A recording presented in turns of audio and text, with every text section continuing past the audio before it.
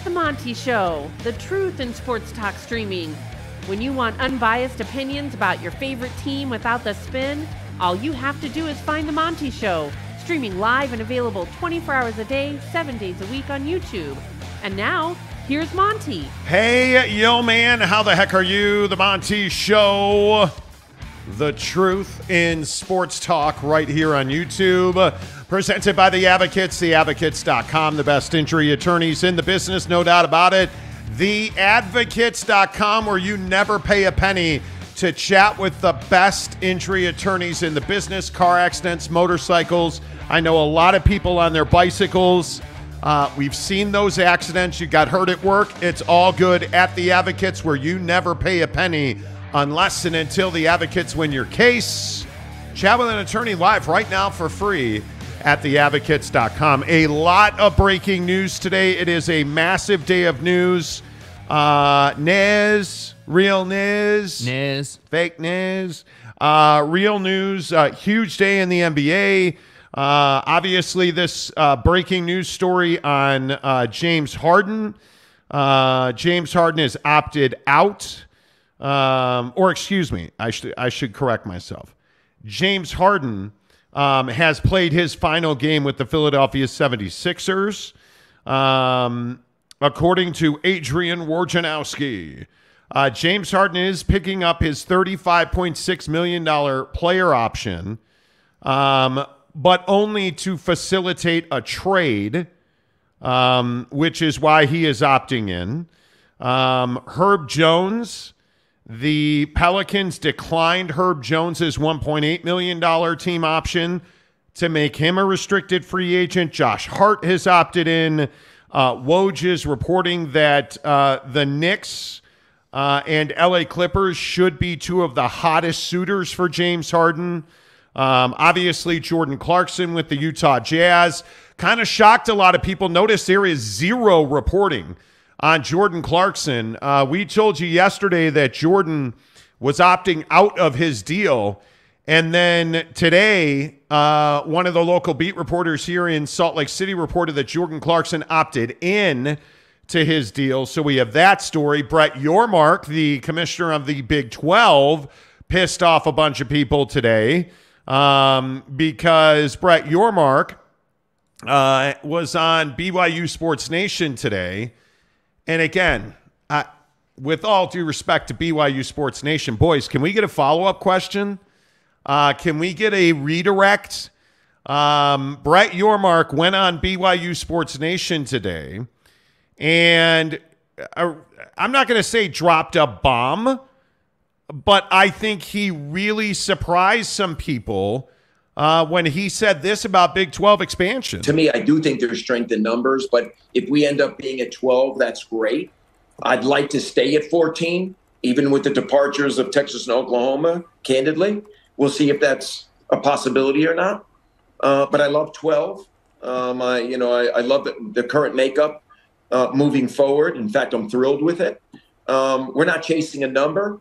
Again, whatever happens has to truly create value for the conference and fit within those guiding principles with respect to how we're thinking about expansion. But it's not so much a number that we're thinking about. It's really more about the fit. And I think that's critically important. Okay, so first of all, and I don't know what you guys think, Brett Yormark there did not say they're not expanding. And the initial reaction was, oh my God, Brett Yormark said they're not expanding. No Pac-12 team wants to go there. Which, first of all, and listen, I understand. I'm just a hack on YouTube. We. Thank you. We are just the hacks on YouTube. Right. What he said there was, we're good at 12 or 14. He specifically even talked about without Oklahoma and Texas, 12 or 14. Well, you're at 12 without, as of Saturday, you're at 12 once Oklahoma and Texas leave.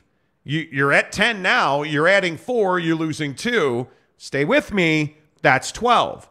So if he were to add 2 more, and I have a hard time believing it's just 2 that he would want to add, you're at 14. So he is openly talking about expansion. Jake, am I misreading what Brett Yormark, the commissioner of the Big 12, said? No, and I think this is the brilliance of Brett Yormark, because he's saying everything he needs to say while saying nothing at all, really. I mean, what really has he said that's like shocking or breaking news there? And I think this is the brilliance of Brett. He understands how to play the game. So what did he say? He said, okay, hey, we're good at 12. I'd love to stay at 14, but I think our conference and basically the fit of the current member institutions is on point. I believe he said, in fact, I'm thrilled with where we're at 12. However, I do see that there is strength in numbers, right? There's some value in having more numbers. So we're not necessarily married to a number. So I'm not married to having 18 teams in this conference or 12 teams in this conference. But I am, married to looking at expansion based on fit in the Big 12 versus, hey, does adding this team or that team bring us to a certain number? And I think that's the perfect answer, because it's the truth. It's what you are actually looking at. You would never just add UConn because you want an 18th team or a 10th team or whatever number you would be at that current time. I mean, that's just not that's not the proper way to go about realignment or expansion. So that's why I say it's not as simple as, oh yeah, well, Bobby down there in Arizona, man, he said he liked the Big 12, so we should add him because we need to get to 15 teams. That's not how it works, dude.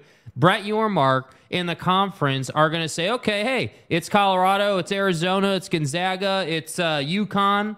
How do they fit into our conference? That's the conversation. Well, and what you see there is the comments by Bobby Robbins, the president at Arizona, said, but he painted a nuanced picture of Arizona, citing the school's proximity to the Big 12 footprint and that league's powerhouse basketball brand as a basis for the now infamous some affinities. To Jake's point, I don't know why the initial reaction is this means they're not going to expand. I think it's the exact opposite. I hate 14 teams. I think you need to add 4. If we're being honest, I think you need 16 teams. That's just my opinion. I think very clearly Arizona and Colorado are the two most likely there. But again, I will still maintain, I think we need to wait and see what the upshot of this grant of rights negotiation that is currently going on in the Pac-12 is. Because, again, as we've said for a couple of days now, we were told earlier this week the Pac-12 presidents have the numbers. They have the TV deal. They are simply trying to come to an agreement that works for the 10 remaining teams. And I just don't know that they're going to be able to do that. I think, listen, Brett Yormark is in a position where he almost can't lose. Mm-hmm. I think if the Pac-12 stays together, Brett Yormark's fine with that. I think he's going to add Gonzaga. If the Pac-12 does not stay together, or if Arizona and Colorado want to join the Big 12, I think Brett Yormark's going to do that. What I don't think is going to happen, and again, I could be wrong about this, and I'm sure that you guys will let us know. I don't believe that they're going to stay at 12 teams. I don't see that is even a possibility. Mm-hmm. I think if you are at 12 teams, you are going to die. Well, and I think that's kind of the name of the game, the pursuit of reliability. And that was kind of the basis of the question he was asked. Hey, is there more reliability in more numbers? And that's why I say it's the perfect answer, because again, it's basically saying, yeah, we're interested in expansion, but we're doing expansion for certain reasons and not other reasons. And I think when, like, for the Pac-12, the Pac-12 is not looking at expansion because they, want to look at certain fits and make sure that those puzzle pieces work into the Pac-12 puzzle. No, you lost Southern California, so you have a need, so you have to add a certain you have team. no choice. You don't have a choice, dude. Right? So, but again, here we are sitting on top of this deadline for San Diego State. Yeah. Yep. The deadline's tomorrow. And if I am San Diego State, I think they're in a perilous spot, because you're not going to get, I wouldn't assume, you're not going to get a Pac-12 TV deal tomorrow. I think it will not be until after the 4th of July now, which is amazing to say that out loud. But I think that there's There's a lot of ground to cover. Yeah. And I think that San Diego State is in a perilous position. Because I don't know, can you stay in the Mountain West now? I don't know that the Big 12 is going to add San Diego State. I don't see why they would. I don't know that the Pac-12 is in a position where they're going to be able to expand in the next calendar year. I mean, you just don't know. There's so much up in the air until the Pac-12 shits or gets off the pot with their TV deal. Yeah. It's as simple as that. And I want to play this Brett Yormark bite again from BYU TV this morning, because one of the major questions here is, do you believe, listening to this bite, do you believe that Brett Yormark in this bite, because, you know, all the Pac-12 mouthpieces were like, ha, ha, ha, I told you they're not expanding. Nobody wants to go there. Is Brett Yormark saying that the Big 12 is not expanding? To me, I do think there's strength in numbers, but if we end up being at 12, that's great. I'd like to stay at 14, even with the departures of Texas and Oklahoma, candidly. We'll see if that's a possibility or not. But I love 12. I love the current makeup moving forward. In fact, I'm thrilled with it. We're not chasing a number. Again, whatever happens has to truly create value for the conference and fit within those guiding principles with respect to how we're thinking about expansion. But it's not so much a number that we're thinking about. It's really more about the fit, and I think that's critically important. Yeah, I don't know the answer to that question. I don't know the answer to that question. I don't know if 12 is better than 14 is better than 16. But I do know that the Big 12 and Brett Yormark on BYU TV did not say that he's not expanding. Yeah, I mean, it's quite the opposite. He's quite literally telling you how they view expansion. So notice he didn't say, oh, well, yeah, we have a document that says you have to check X, Y, and Z boxes to fit in our... That's not what he said, right? But why is it such a crime for Brett Yormark to say, well, you know, academics matter? And the Pac-12, like anytime anybody in the Pac-12 says academics matter, the world stops spinning and they're stupid. Because academics is a revenue stream, right? So the immediate lurch to, oh my God, the Pac-12 is arrogant. They're not. Brett Yormark just told you the Pac-12 is exactly right. Yeah. You have to have academic synergy, right? But the problem is, do Arizona and Colorado bring you academic synergy? Absolutely. Because the Big 12 is a conference that struggles with academics. Yeah. And you're being weighted down, and it's not an indictment on, but you're being weighted down by a university like West Virginia, your East Coast enclave, that really struggles with their academic numbers. So Arizona and Colorado, two really good academic institutions, only help this conference if those are indeed the two. Gonzaga absolutely helps the Big 12 with academics. I think academics are critically important in these conversations. And again, please don't lose your mind over it. I understand it. I get it. I totally get it. What I'm telling you is that you have a situation here where Brett Yormark absolutely, positively, and in no way, shape, or form said that expansion won't be coming to the Big 12. He simply said, is it 14 teams or is it 12 teams? I like 12. I like 14.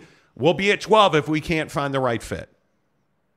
Which I think, and much to Jim Bagley, our newest member, Jim Bagley. Let's go, baby. Let's go, Jim. Way to start off Thursday, Jim. Jim's point for $5 was any chance he said the smaller number is to create some urgency for the four corner schools. I think it is a shot over the bow, much to your point, Jake, which Brett Yormark does not speak off the top of his head. No, never. It's a clinical answer the way he said it. I totally agree. This is a calculated, well thought out, because you knew we've been asking for Brett Yormark for a very long time on this show. And we've been told, well, you know, he's not doing media. He's got this going on. He's got that going on. Now he's doing media with some of the branded content partners of universities that are coming into the conference. Which you would expect. And you know he was prepared for the answer to that question. Excellent strategy, sir. That is not off the top of his head.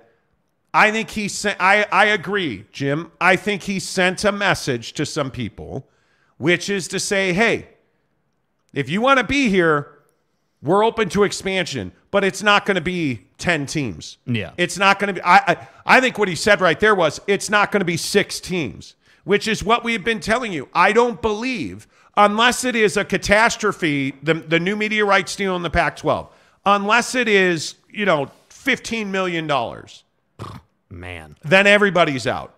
But if it's $25 million, I think you're simply going to lose. I truly believe, from what I've heard and everything that we've seen, Colorado and Arizona are the 2 most likely. I know that's not earth-shattering. I think you'll lose those 2. Right. What does that do for the conference? Puts them at 14. Yeah. I think that's what he was doing. Hey, we're open to 14.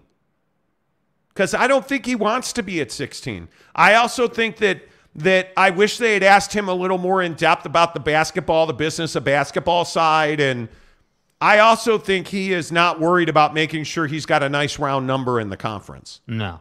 I think that Brett Yormark is, I don't have any doubt that once this Pac-12 TV deal, media rights deal gets settled, Gonzaga is going to be one of the first major dominoes to fall. I think they'll be one of the first big headlines. I like Gonzaga.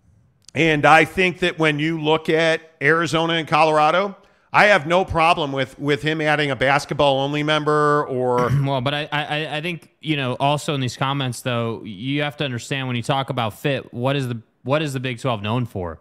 Well, they're known for being a heavy hitter in basketball, too. And so that's where my concern comes in for Utah fan or... any of these programs in the Pac-12 that are struggling on the basketball floor because, again, most of the Pac-12 schools are very strong academically. That's kind of a general or a generalization of the programs in the conference. But I think, when you look at, some of the comments he's made about valuing basketball or making basketball its own entity, BYU Sports Nation, to your point, wouldn't ask him a follow-up question, which is why we didn't clip it. But, they asked him a canned-ass question about, hey, would you ever consider, a situation where you'd have a basketball combine for the NBA? And, of course, Brett said, hey, if it works out or whatever. If it makes sense. Yeah, if it makes sense. What else is he going to say? But they didn't specifically ask, hey, how much does basketball matter when it comes to expansion? Because my opinion is basketball is a massive portion of expansion if you're Brett Yormark. You are not. We're talking about Arizona, with all due respect to Jed Fish and his comments yesterday. Yeah. Arizona's a basketball powerhouse. Yeah. And when you look at Arizona, this goes back to the conversation of what can the Pac-12 afford to lose or not lose. Mm-hmm. If you lose Arizona, what are you going to do about college basketball? Yeah, I don't know. That's rough on the Pac-12. Arizona would be I think it would really, really be very difficult to lose Arizona in a basketball conversation, man. Then I think you have no choice but to add San Diego State. And you may well have no choice but to add San Diego State anyway. They've as much said that they're going to be added to the conference. So yeah. But if you lose Arizona basketball on top of UCLA basketball, I mean, you just got crushed in basketball. Yeah, and that's why I say, I understand that San Diego State had a strong showing this year in basketball, but I think, there are a lot of caveats with that. And again, I don't mean to make it personal with San Diego State fans at all. I just think if you're looking at expansion, you have to be honest about the situation. You have to be honest and say, hey, well, okay, if you put San Diego State in the Pac-12, I think San Diego State would be fine in the Pac-12 on the basketball floor. They wouldn't have any issues. But I think in the Big 12, I mean, you're swimming in deep waters, bro. I mean, some of the programs in the Big 12 in basketball are just absolutely behemoths. So that's why I say, I just think it's a different thing, and that's why I think San Diego State, going off of what Brett said today in this interview, San Diego State, to me, is not a perfect fit. They're not a great fit. Could it work? Yes. But is it a great fit? No, not necessarily. I agree. Cleveland Rocks gives us $20 to say a contribution for your new backdrop. Have a safe fourth. Go Browns. And did we talk about the backdrop? I don't think we did. Did we? I don't think we. I don't know that we did, man. All right, let's get your comments in here. By the way, thank you so much for supporting the show. This week has been One of the top 5 biggest weeks in the history of the show. We really appreciate you guys being here. Remember, we will be live tomorrow, 8 a.m. Pacific, 11 a.m. Eastern time. Tomorrow we will do 3 hours from 8 to 11 Pacific time. So make sure that you stick around for that. Tomorrow morning, 8 a.m. Pacific, 11 a.m. Eastern time, right here on the Monty Show, our last show of June. Yeah. June, you guys, June is over. Yes, it is. And I'm telling you, June flew by. What a great month. And let's power up July with some buckshot, right? We tell you about it every day. Played 18 holes this morning of terrible golf, and why did I play poorly? Okay, you did not play poorly. I did. Why did I play mediocre golf? I did not have buckshot. I forgot my buckshot, and what happened on like 14, 15, 16, 17 fell apart on 17 and 18 because I didn't have my buckshot. Mid. It's very casual. Yeah, it's Very a bad casual. thing. Don't forget it because it makes that much of a difference. And I will tell you that when I golf without buckshot, I absolutely feel it because buckshot isn't something that's going to give you a bunch of energy right away. And then you crash like all the competitors that are full of sugar. No. It's only 100 milligrams of caffeine, but it's got quality ingredients that lift your mental. It gives you a kick mentally, and you feel clear. You feel more energetic. And that's what I miss in my golf game. You know, I have these awesome PXG clubs, and when I am off mentally, I'm wasting a beautiful piece of equipment, right? So when I am up at Canyons on Saturday morning at 7 a.m. on that first tee box, you're darn right. I am going to have buckshot with me. I am going to have Miami bucked up, 0 sugar, great lift. I am going to have the buck bars. And you guys, again, these bars, people are absolutely raving about the brand new buck bar from Bucked Up. Go get them. We want to give you a free sampler pack. They're in the description below.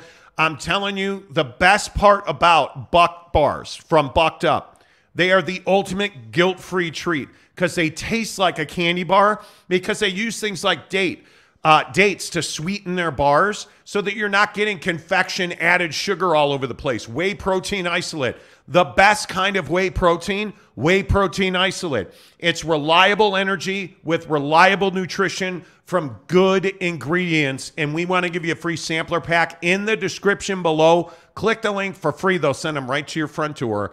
Bucked Up, the official energy provider of the Monty Show. Let's see. Look at you guys contributing. Really appreciate that. Just a rowdy dude from South Carolina. Go Cox. Sorry, I shouldn't have said. Okay, let's move on. This indicates to me that he foresees an ACC implosion and would love to add schools like Duke, Georgia Tech, and Virginia Tech and Pitt once it happens. I mean, certainly that could be.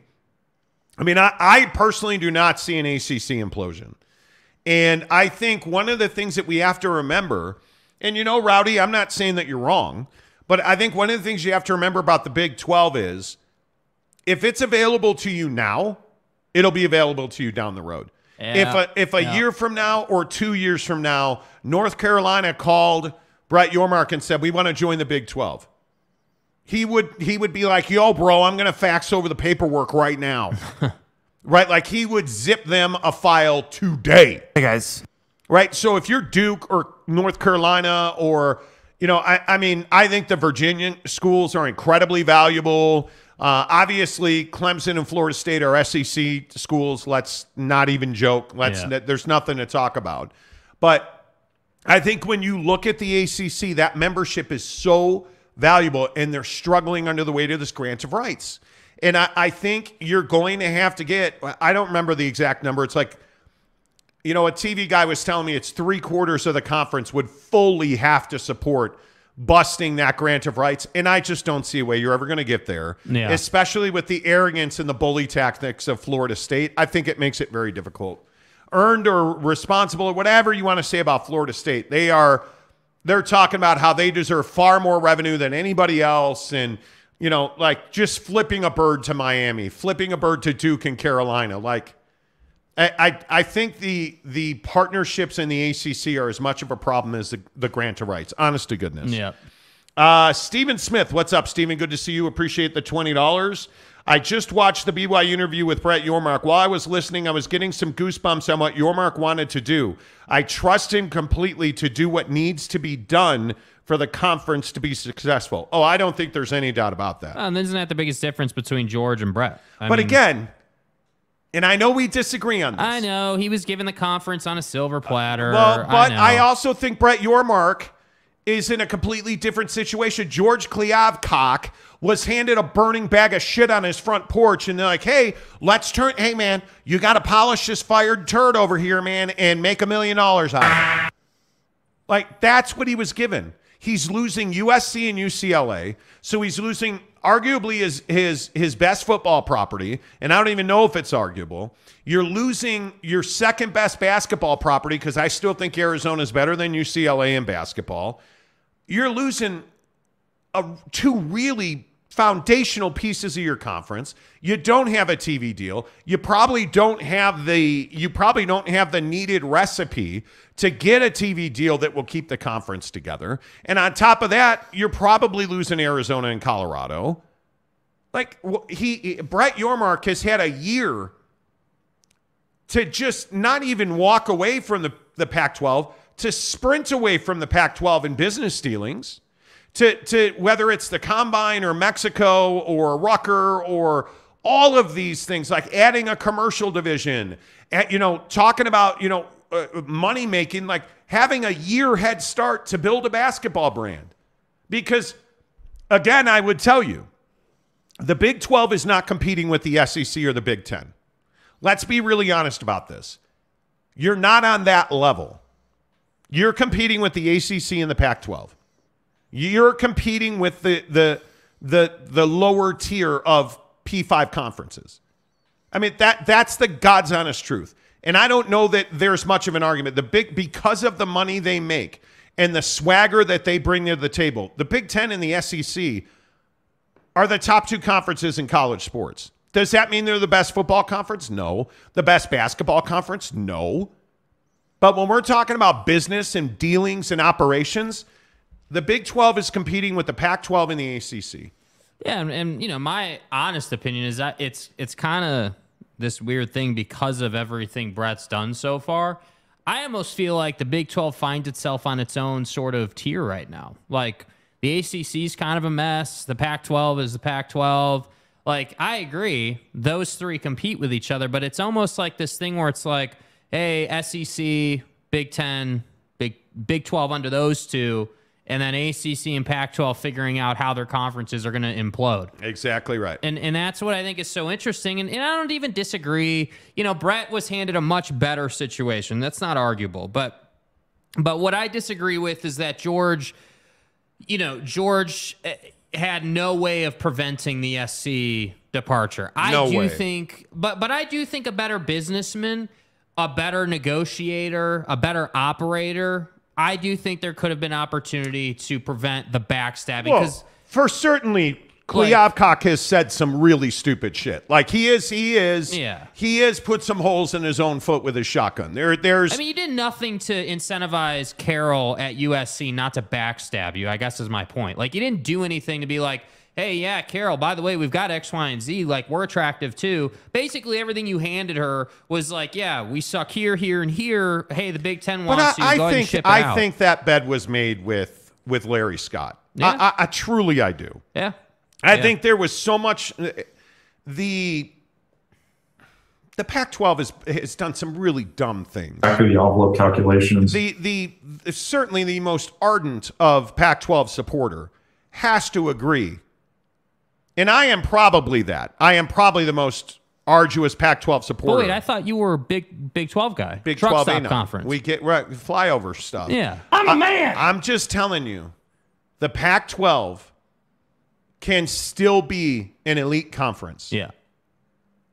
But you just have to find a way to live another day.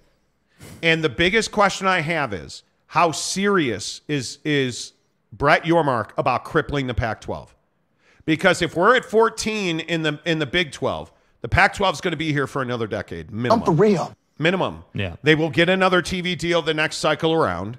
They will probably add teams and expand. Well, I think that point is very relevant right now. Hey, this media deal right now, not going to be 10 years, dude. This media deal right now is going to be 5 years maximum. 5 years tops. Yeah. Yeah, and have to be. And there's risk here, right? But if Brett Yormark wants to put an end to the Pac-12, yeah, he could do that. He could absolutely do that. But I don't think he wants to be that guy, and justifiably so. This is the Big Ten conversation. The Big Ten doesn't want to be seen as, the Frankenstein walking in and just stepping on top of Kliavkov's face. Right. I think there's decorum. I think there are ethics. And I think guys that operate at Brett Yormark's level care about ethics and decorum. Yeah. And I think if you want to be in the Big 12, I think there are spots available. I think they need to get to 16, and I think they need 16 because I think that does far more damage to the Pac-12. Because you don't want to make the same mistake that the Pac-12 made with the Big 12. Because you probably, if Carol Folt at USC hadn't signed paperwork behind your back, allegedly, with the Big Ten, dry yet. Would they have called Oklahoma State or Texas Tech or somebody? Would they have tried to pull teams out of the Big 12? Well, I think, of course, they would have. That's what the whole meeting was about when she was like, nah, we don't need to do that. Right? That's what the whole thing was about. In all seriousness. I also think, though, what's really interesting on the flip side, the counter argument to the Big Ten poaching Big 12 teams, I think the Big Ten was so hot to trot after USC because it's the Pacific time zone and they didn't have it. That's why I think they were so hot to trot. It's a business. Yeah. It's a business. Dude. As personal as fans make it, these guys don't care about your fandom. They care about business. And guys like Kevin Warren and, when he was talking to USC and UCLA, they saw an opportunity to expand and make more money because it helped their TV partners because it gave them reach. Yeah. And as I'll say until I'm blue in the face, reach makes you money. Yeah, there's no doubt Kevin Warren understands that. So get the reach and the money will follow. Yeah. And that's the question about Brett Yormark. And I know he knows that. He's an entertainment guy. I'm looking forward to talking to him at Big 12 Media Days. Don't forget, we'll be live in Dallas coming up on July 12th and 13th at AT&T Stadium. Thanks to our friends at BladeHQ.com. Go there right now, BladeHQ.com. Tell them you heard about it on the Monty Show, you guys. The best knives from the best knife makers. And their outdoor equipment, everything you need. And certainly anything with a blade. Anything you need, anything you want, BladeHQ.com. Their customer service is second to none. Having interacted with their staff, having talked to, their founder, Mark, they're a good local company here in Utah. And I'm telling you, Blade HQ has everything that you need. If you're an outdoorsman, if you're somebody that has an affinity, certain affinities for blades and knives, you got to get to BladeHQ.com. Great company. Go check them out. Tell them you heard about it on the Monty Show. They are our presenting sponsor for Big 12 Football Media Days, July 12th and 13th, live in Dallas, Texas. Steve gives us $20 more. Thank you. Yormark even said that if the conference and the team stay true to themselves, they will succeed in whatever they do and want to double down on making sure basketball conference, the number one conference in basketball. Okay, do we still have the clip about him talking about monetizing basketball? Because I really feel like this was, if you want to talk about things that Brett Yormark has said that kind of rock the boat in terms of, hey, people are paying attention now. People are like, hey, dude understands how to make money. When he's talking about, hey, we need to monetize basketball, yeah, I think George Kliavkov, paid attention. We'll explore opportunities to further monetize basketball when we go back into the market after this new TV deal.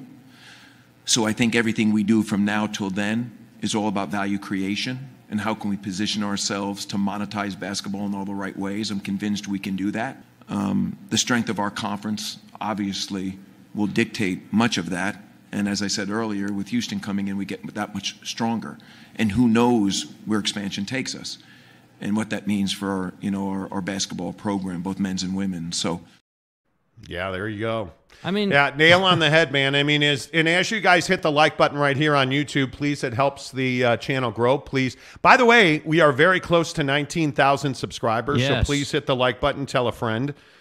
Bring them along for the ride. Asking for a friend. Asking for a friend. Absolutely right. But as you hit the like button, consider the fact that the college basketball landscape has changed so much. Right. The Big 12's been kind of a pioneer in revolutionizing that.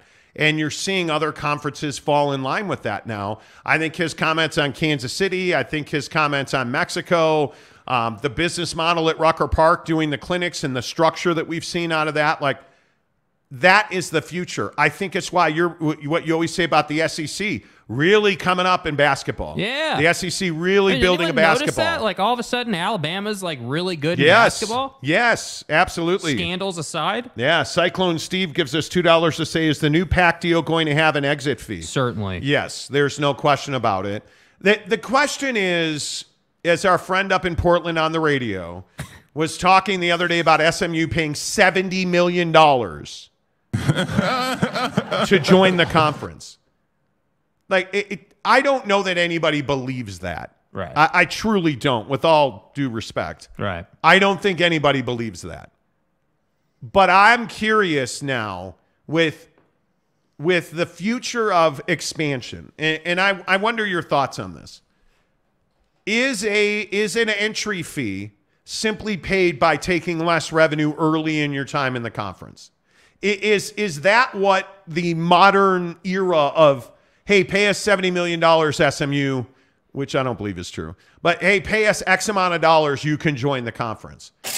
I think it is, hey, take a 35% revenue share, and 5 years down the road, you'll be at 100%. Or, again, a guy very high up in the Pac-12 was telling me, hey, the thing that they've talked to San Diego State about and proposed to San Diego State was, hey, go to the Final Four and we'll put you at 75%. Hey, win an NCAA championship and we'll put you at 100%. Like, these performance incentives to earn your way, to merit base your revenue in the Pac-12. That makes a lot of sense to me, because who's paying for San Diego State? And listen, Adela De La Torre, the president at San Diego State, going on and on about how it's the pro rata we deserve, even though that's not a real thing. Don't lie to me.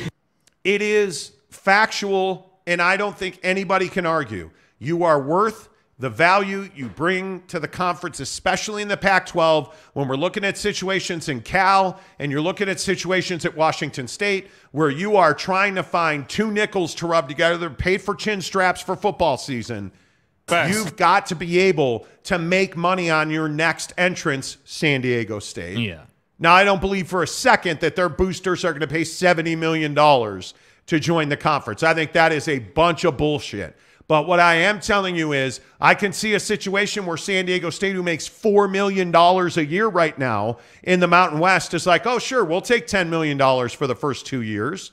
And if we go to the NCAA tournament, we get to 50%. Like, I could absolutely see merit-based. Hey, if you win a national championship, great. If you go to the college football playoff or a New Year's Six Bowl, or absolutely bump them up in percentage. But the idea that you can just welcome in a San Diego State at 100%, I think that's absolute fairy dust. I don't see any way that can happen. Man, don't forget SMU makes $7 million right now. They're making $7 million a year. So, like, that's why I say, okay, cool. Maybe you do have oil tycoons that are boosters in your program, but again, I still have a lot of trouble with the concept of, hey, you want to drop 70, and actually the number would be 50 based on what we know, but let's just say it's 70. You want to drop $70 million to make nothing back? I just don't see how that makes sense. For 2 calendar years. Yeah. The idea, and again, what we're talking about is our friend up in the Northwest, the Pac-12 mouthpiece, said the other day on the Pac-12 podcast, hey, SMU has boosters who are going to pay $70 million so that SMU can join the Pac-12. That's never going to happen. No. But the idea that you would, because in that situation, remember, you're leaving the AAC, which you have not even been competitive in. SMU has never competed as an elite team in the AAC. Yeah. So now you're going to pay $70 million to get your ass handed to you in the Pac-12. Because you will get your ass handed to you in the Pac-12. Well, very clearly, this conversation was never based on field or on court performance. I mean, it's just not. It's based in, hey, we need to expand, and SMU, I guess, is an attractive but fit. Jake, they deliver Dallas. I guess. Is that a real question? They have the biggest alumni base in Dallas, Texas. Yeah, apparently the biggest donor base, the biggest fan, but whatever, dude. Whatever story you want to tell yourself. But like. But if you leave the AAC, that means you're not going to get money that year. You paid $70 million, and now you're going to come into the Pac-12 at 35%. You're talking about years of losing money. Yeah, 35%, and you're hoping for some brownie points for bailing the conference out of its mistaken accounting with Comcast. Come on now. That's ridiculous. Rowdy gives us $10 to say Clemson isn't hurting for cash. Oh, certainly In not. God's name, image, and likeness. The money that Clemson generates, Dabo, and I think most people know this, Dabo is one of the most prolific fundraisers in all of college athletics. We built this program on NIL. He is unbelievable. We really did. When it comes to fundraising, boosters, corporate sponsors, the only one better than him, and I'm not even bloviating, the only fundraiser that I've seen who is more prolific than Dabo is Nick Saban. Nick Saban is a better man than you are. And Saban walks into a room and all of a sudden people start pulling out money clips. It's Wrong time. Yeah, Buddy's dancing in the living room and everyone's like, hey, how much money can we give you, bro? But I think that Nick Saban dancing clip in the living room Come on, bro. is a really good example. This is Nick Saban. This is a true video. That's Nick fucking Saban right there doing the electric slide in a recruit's living room. He's in a recruit's living room dancing with his grandmother, for crying out loud. Wrong time. Anyway, Dabo Swinney is one of the most prolific fundraisers in the entire industry. Yeah. Clemson's not hurting for money. Yeah. We have a thing called the IPTAY that fans have to pay into every year to buy football tickets. It generates like $40 million a year. You have to enter nuclear codes, bro? But this is what most universities have. I can tell you Notre Dame's got it. Utah absolutely has it. I can tell you SC and UCLA have it, where you have to pay into like at Utah, it's the Crimson Club. Yeah. You have to buy into the Crimson Club. And it's you're talking about tens of thousands of dollars just for the right to buy season tickets. Yeah. Well, and I think, what was it? I think it might have been Colorado. I can't remember who it was. The report that came out, I think last week, about how, a certain stadium held 68,000 seats and the season ticket holders to the public were sold out in addition to 20,000. Colorado sold out every single available ticket for the upcoming season, including standing room. Their high tier ticket pricing, which is the clubs, all of their season tickets, all of their game day tickets, all of their there is not a ticket available for purchase at the box office. You're going to have to buy them through secondary markets. And there's wild. But there's a ton of schools doing that. Yeah. USC's another one. Yeah. That is absolutely dominating. So yeah, I don't know where we never said Clemson was hurting for money. I want to make that very clear. No, I think a lot of people are wondering how the premier brands in the ACC are doing given the ACC's current predicament. Yeah, I don't know. Yeah, I don't know. Let's see. Laura Weiss says Joey climbed a crane. Larry Pilgrim, when you have Colorado, Arizona, and Kansas football in your conference, insulting SMU is a rather hypocrisy. What do you mean? I would also not be insulting Kansas. And by the way, SMU, nobody's insulting SMU. And Colorado, Arizona, and Kansas are not in the same conference, Larry, with all due respect. Arizona's in the Pac-12. Colorado is in the Pac-12, and Kansas is in the Big 12. So I don't know where the idea that those three are in the same conference are from. And nobody's insulting SMU. It's fact. They have not competed in the AAC. Not one time have they been like the juggernaut of the AAC. Yeah. They've had 1 year in the last 10 So my point is, SMU's, let me get this right. You're going to pay $70 million, allegedly, according to Mr. Radio Guy in the Pacific Northwest. You're going to pay $70 million to join the Pac-12, which is, I think, arguably the second best football conference in the country last year. Yeah. You're going to pay $70 million. I do believe that your football players will be permanently disfigured playing football in the Pac-12. So I said, yeah. You haven't been able to compete in the AAC. Yeah. And the idea that you're going to roll into Autzen, that you're going to roll into the Coliseum, that you're going to roll into Rice Eccles up in Salt Lake City, Reser in Oregon. Do you really think that you're going to Corvallis, SMU's going to go to Corvallis, dude, and win a game? No. In the next 5 years. So I'm saying it's not about football. It's just not. SMU is not about on-field or on-court performance. And if you're taking that personally, man, like Larry, I love you, bro, but if you're taking that personally, that's a you problem, with all due respect. Like, SMU just is not, and it's not controversial to say SMU is not a Power 5 program. No, look at Domer Wop. Fantasy Island is suited for Kliavkoff. The plane! You remember a little dude on Fantasy Island? Oh, that show. I always get a little misty talking about 70s and 80s. Is that guy? Oh, Mrs. Monty and I watching Emergency last night. Good show. MJ Bissett, delusional SMU fans are on North Texas fan boards boasting about what they are going to do with NIL in the Pac-12. But according to Mr. Radio Wizard up there in the Northwest, they already have the second biggest collective in the Pac-12. Which I thought your best point yesterday when we were talking about that is, bro, if SMU's collective is the second biggest in the Pac-12, allegedly, that's embarrassing for the Pac-12, bro. And by the way, you have a massive collective. What the fuck is it doing? Because you're not winning games. You're not winning games. Because it's garbage. Hello? Oh, hang on. No, let's see. $70 million. Thank you. Radio Wizard, you can come in. $70 million to join the conference, what would be the second largest collective in the Pac-12, and you can't win G5 games. What good is it? I don't know. I don't know if. What good is it? I don't quite know how to answer that, to be honest. And this is not insulting of SMU. I'm asking SMU fans. You have all this money. Oh, we got oil guys and drilling guys. We got pipe and drape dudes. I mean, it's amazing. Like the trade schools in this conference, holy shit.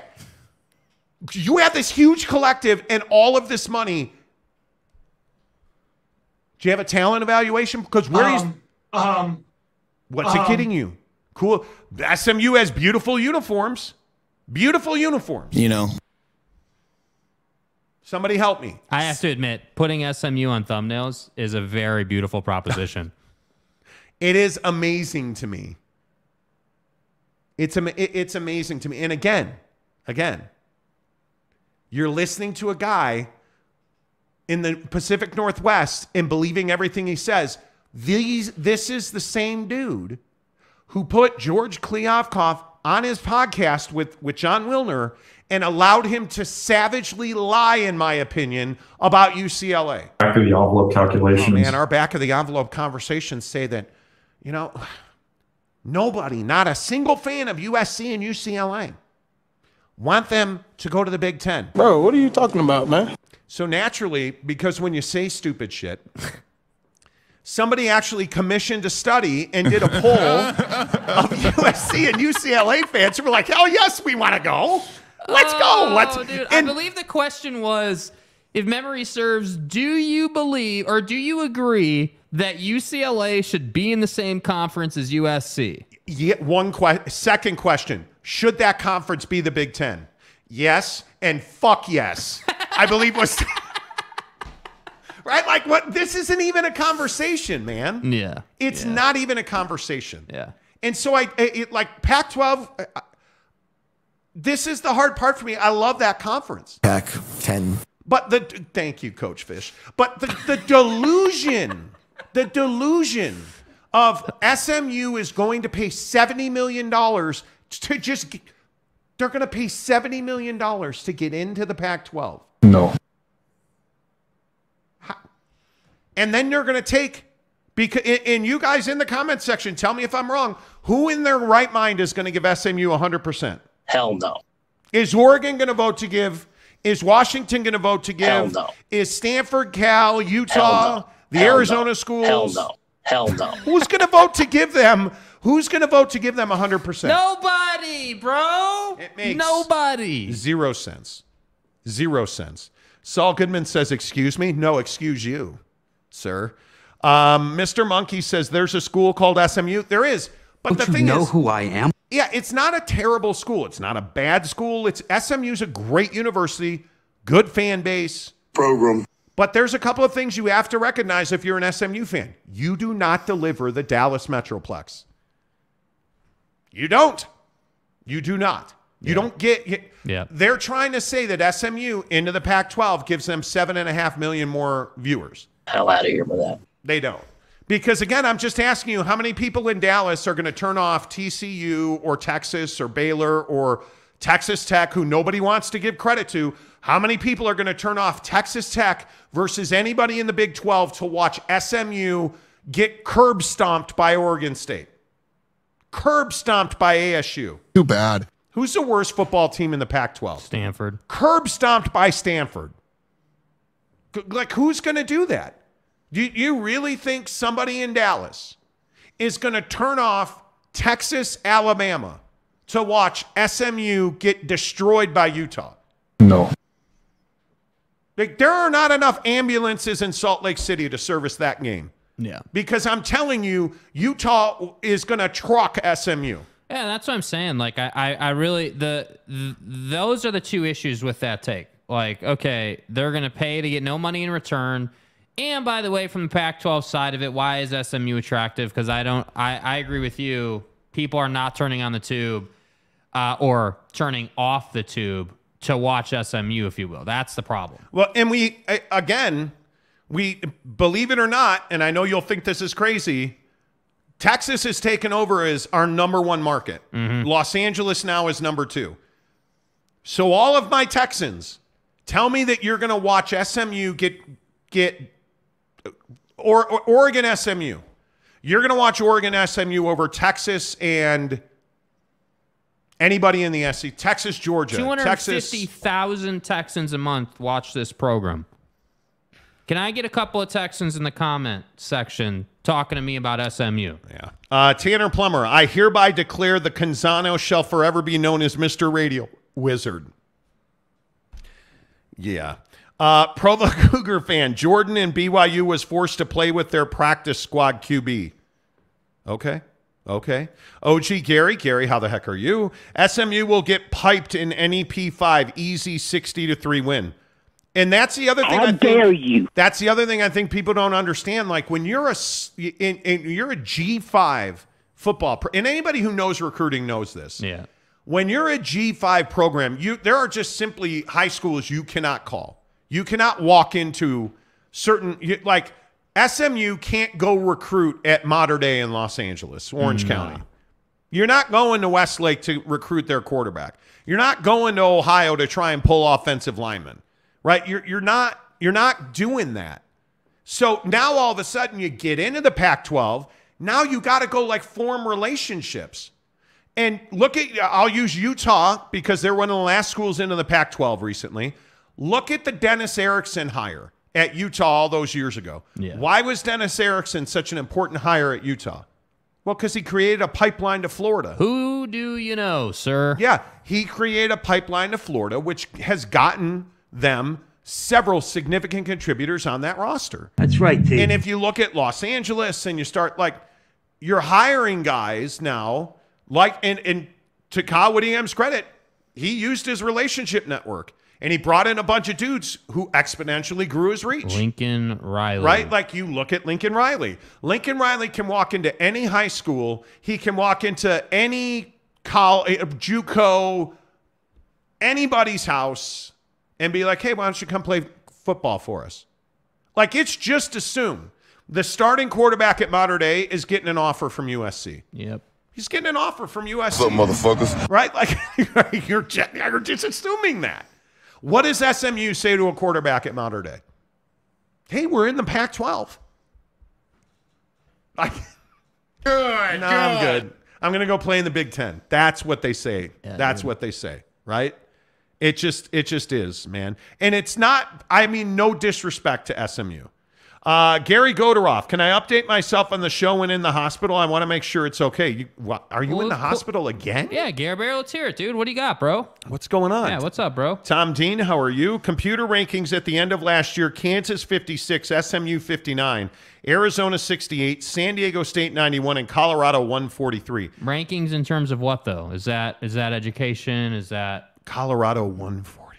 Yeah, I mean... Football. I'm assuming that's football. It has to be football, right? Yeah, I mean, that's football, for yeah. sure. Jeez.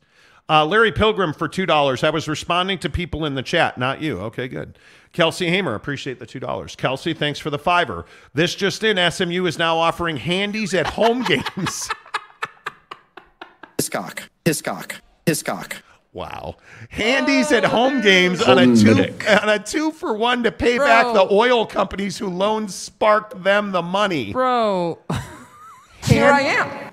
All right, here at SMU, we'd like to, all the boosters in the room, okay, cool. Hey, oil guy, we're going to need you up front. Hey, we want to introduce our new program for boosters. It's called Handies at Home Games. It has a nice ring to it. Hey, get this one. Comes off the tongue real nice. Yeah, speaking of coming off the tongue, here's Sheila. She's our new intern. She's handling the sign-ups for the Dick and Ming. Handies at Home Games. Nice. Was that, yeah, Kelsey? Nice. Who paid us $5 to say that. Very nice. Rowdy, Kansas football sells tickets at Ross Dress for Less when you are in line for the register in between the pirouettes and chocolates. Okay. For $3.99. Okay. Hey, man, I'm telling you, Kansas is going to have another good year. And then what are you going to say? What are you going to, because Baylor and Kansas I think, are two teams that are going to be significantly better. My only question is, how good is Oklahoma State going to be? Because I can't see a massive change on that roster. I don't see a massive change on that roster. Yeah. I do not. And it's concerning because I think Mike Gundy needs to step up. That conference, the Big 12, needs Oklahoma State desperately. And something's just a little amiss there. Maybe he's talked about Oklahoma too much. Maybe because it's garbage. Maybe he's talked about Bedlam too much. I don't know. But come on now. Let's go. Right? Yeah. That's what we need. Get it going here. And I don't know how you fix it. My guess would be you just throw a couple of calzones down in Stillwater. At Papa Murphy's, we do more than just pizza. We do calzones. Papa Murphy's does calzones? Oh, I think you mean I do the calzones. And how do you do it, Dad? How do I do it? Oh, well, we do it with fresh ingredients and hand-shredded cheese tucked in a scratch-made dough. That's how, honey. At Papa Murphy's, we make great pizza. You don't forget the calzones. Order now at papamurphys.com. Papa Murphy's Pizza, the official pizza of the Monty Show. Download the Papa Murphy's app. It's super easy to use, by the way. Use the promo code Monty25 to get 25% off your purchase of $25 or more at Papa Murphy's Pizza. The calzones are amazing. I'm telling you. Calzone, marinara meatball, cook the calzone, pour the marinara meatball on top, put it in the air fryer with a little mozzarella. You put that mozzarella on top. Where's the Italian? Forget it. I'm telling you. And if you happen to have some fresh milled oregano that you can, it's amazing. Papa Murphy's Pizza. Download the mobile app. Make sure you hook it up. Make sure you tell them you heard about it on the Monty Show. We appreciate you guys always supporting our sponsors on this show, including our good friends at The Advocates, theadvocates.com. The best injury attorneys in the business. And I love The Advocates because you never have to pay them a penny. See, because they don't charge a consultation fee. They don't charge a retainer. You don't pay the advocates unless and until they win your case at theadvocates.com, or you can chat with an injury attorney right now online for free. UtahAdvocates.com, theadvocates.com. Hook it up. Tell them you heard about it on the Monty Show. The Advocates remind you to please be safe this weekend. I know there's a lot of partying going on. A lot of people are off of work tomorrow because the 4th is on Tuesday, which is weird because a lot of people I also know are working on Monday, which is weird. How are you going to see the fireworks drone shows? Did you guys see that they're not doing fireworks around the country now? Like a lot of cities have gone to drone light shows. Okay. I don't know how y'all feel about that, but it is what it is. Yeah. Alema Harrington coming up in 15 minutes to talk NBA and Utah Jazz basketball. If you're just tuning into the show, all the biggest stories are on the bottom line ticker there for you, including James Harden opting in to his contract in Philadelphia. James Harden, according to Adrian Wojnarowski, is in for 35.6, but only to facilitate a trade. James Harden has played his last game for the Philadelphia 76ers. And not to say we told you so, but who did I tell you is a sleeper for James Harden? The New York Knicks. And who is Woj saying is in? The New York Knicks. Yeah. Just telling you. It's a 3-horse race right now, allegedly. There was just an update that said allegedly. Ishbia and the boys in Phoenix are allegedly making a run. He'd be an incredible fit. Now, that said, Kevin Durant, James Harden, and Kyrie Irving have set historic numbers for trade requests at 7 combined in the last 2 seasons. But, hey, let's put those guys together again, and maybe we can create Brooklyn 2.0. But also, by the way, Kyrie Irving is going to go visit with the Phoenix Suns. I don't know if you guys saw that. Yeah, Kai Rizzo, everybody's favorite anti-Semite. Please respect my privacy. He's going to go meet with the Phoenix Suns when free agency opens. I think that's going to be interesting. So Alema Harrington will join us coming up here in about 15 minutes. Thanks to our friends at TryDayTrading.com. TryDayTrading.com brings you all of our NBA free agency and NBA, Utah Jazz talk. And they always present Alema Harrington every week right here on The Monty Show. The biggest stories in sports today, certainly this Brett Yormark situation. Brett was on BYU Sports Nation today at BYU over there in Provo, Utah. And he very much, I think, sparked a debate in this country about what the Big 12 is doing. And Pac-12 supporters today were all over the place saying that Brett Yormark said that the Big 12 is not going to expand.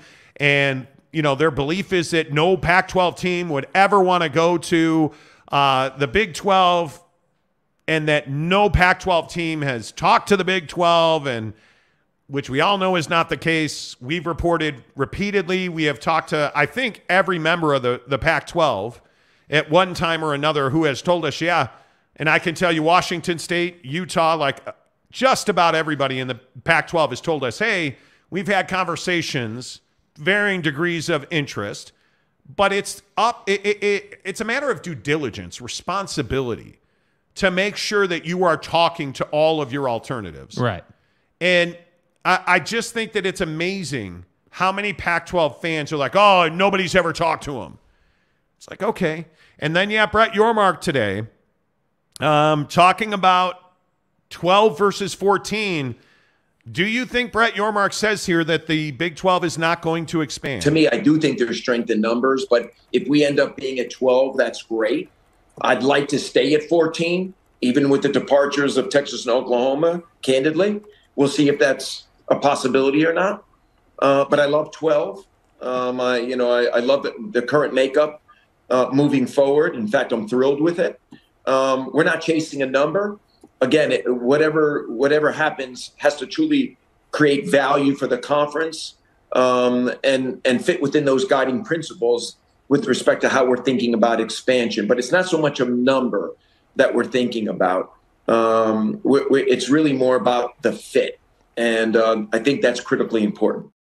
Yeah, that's why I think, Bobby over at Arizona. Bobby. Good old Bobby. Bobby Robbins. That's why I think they're talking more about, hey, we're a good fit here rather than, hey, the Big 12 has a need for more teams. That's why you notice that, these administrators, these presidents, these ADs, with the exception of Arizona State, precisely, schemers, are trying to sort of hedge their bet, if you will, and try to position themselves in a way where they feel like a strong fit for the conference. And again, I'm just going to keep saying it till I'm blue in the face. Like, this is the genius of Brett Yormark. And I agree, he was handed a great situation, but I think he deserves a lot of credit for the way he engages in the media and when he engages in the media, because I guarantee you it's not lost upon him, the San Diego State situation with their exit fee and that deadline coming up at the end of tomorrow. It's not lost on him that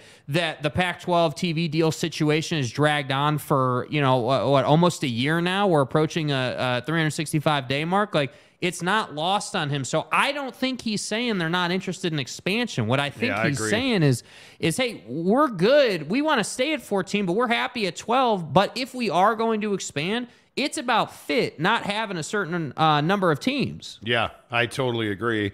Laura Weiss says SMU was very good when they were in the SWAC. They were when it was, Eric Dickerson and Craig James, and absolutely. No doubt about it.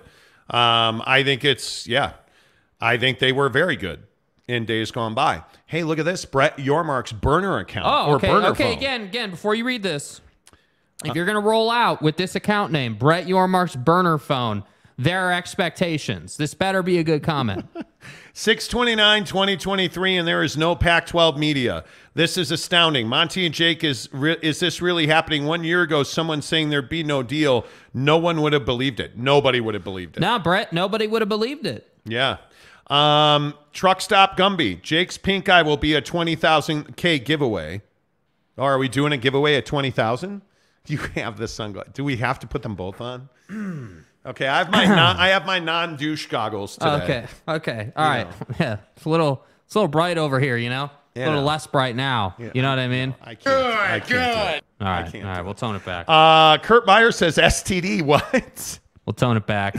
Bryce Martin says, who's talked to the Big 12 the least? Well, I think it's Oregon. I think Oregon is singularly focused on the Big 10.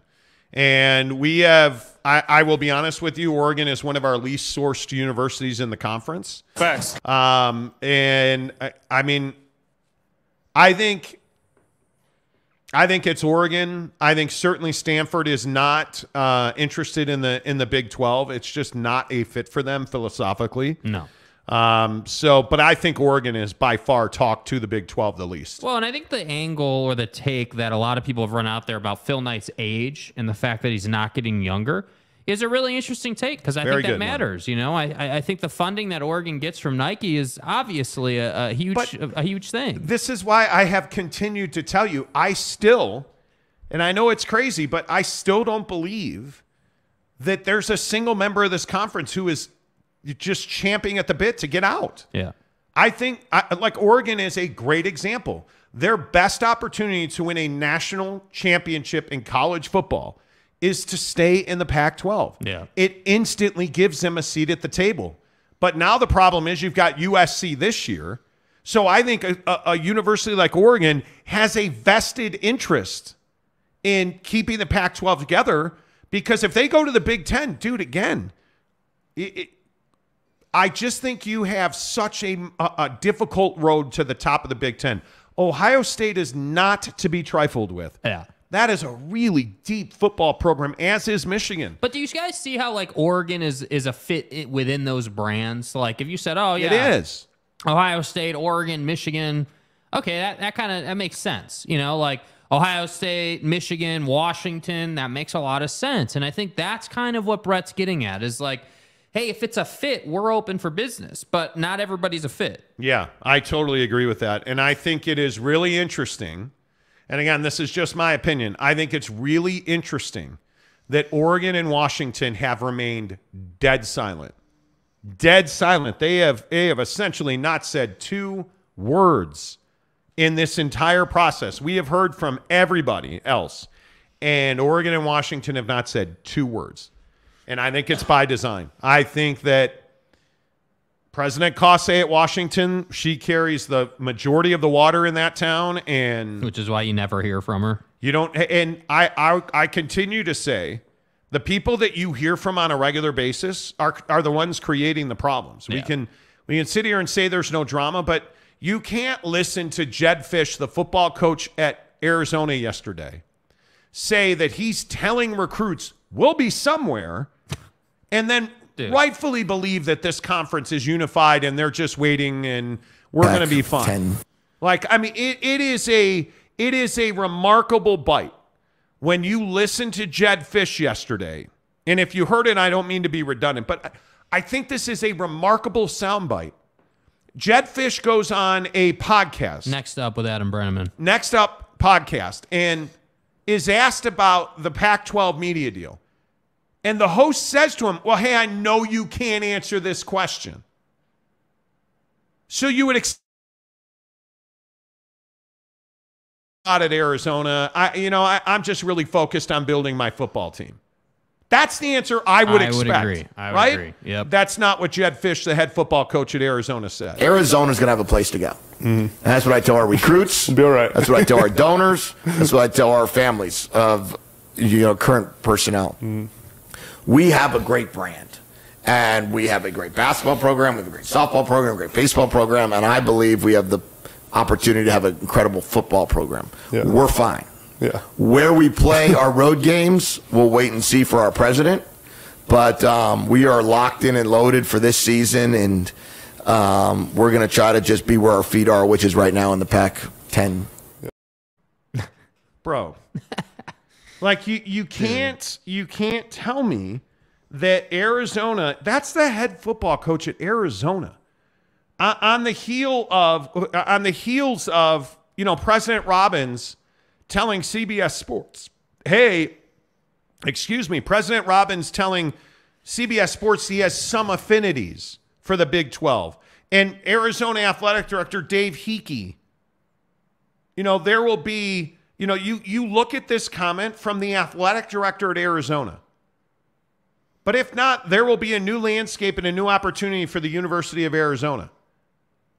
And all of these bros have had the opportunity to say, oh, no, Arizona, we're committed to the Pac-12, and we're going to see the process through. And none of them in Arizona are doing, and they're being given outs. Yeah. And they're like, oh, yeah, you know what? We're not, if we're not here, I'm telling people we're going to be somewhere. Like, you guys, come on. Like, there is a lot of doubt. Like, I believe we still have Rick George from Colorado. Rick George's answer, the video of Rick George, his answer, hope we still have it. Rick George was asked directly, hey, like, what do you think of, realignment? What where's Colorado at? And his answer, I thought, was spot on. We're members of the Pac-12. We're proud members of the Pac-12, and we've got to see where our media rights deal lands and where our conference goes. And in a perfect world, we'd love to be in the Pac-12, and but we also have to do what's right for Colorado at the end of the day, and we'll evaluate things as we move forward. Okay, great. I mean, the answer that you would expect, like kind of canned, like super professional, shaking hands, kissing babies, being a politician. PR person wrote that for you, and then you get Jed Fish out here saying things like, "Yeah, I've been telling everybody and their mom that we're going to win somewhere." Recruits. Oh, I'm telling recruits we'll be somewhere. Like, dude. Wow. Like that's why I'm saying, like, I just think we're at the end of a rope on this thing. Let's run through a bunch of your comments. Steve Wicks.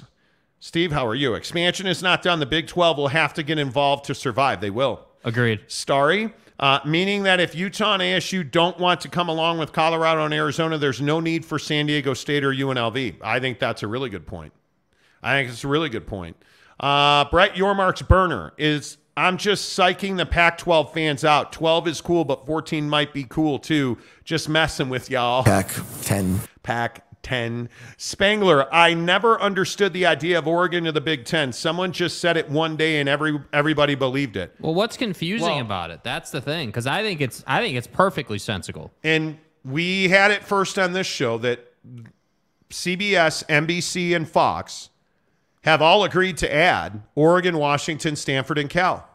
And the reason that matters is because those are your TV partners, and this will mainly impact NBC and CBS because Fox has Big Noon Kickoff. Mm-hmm.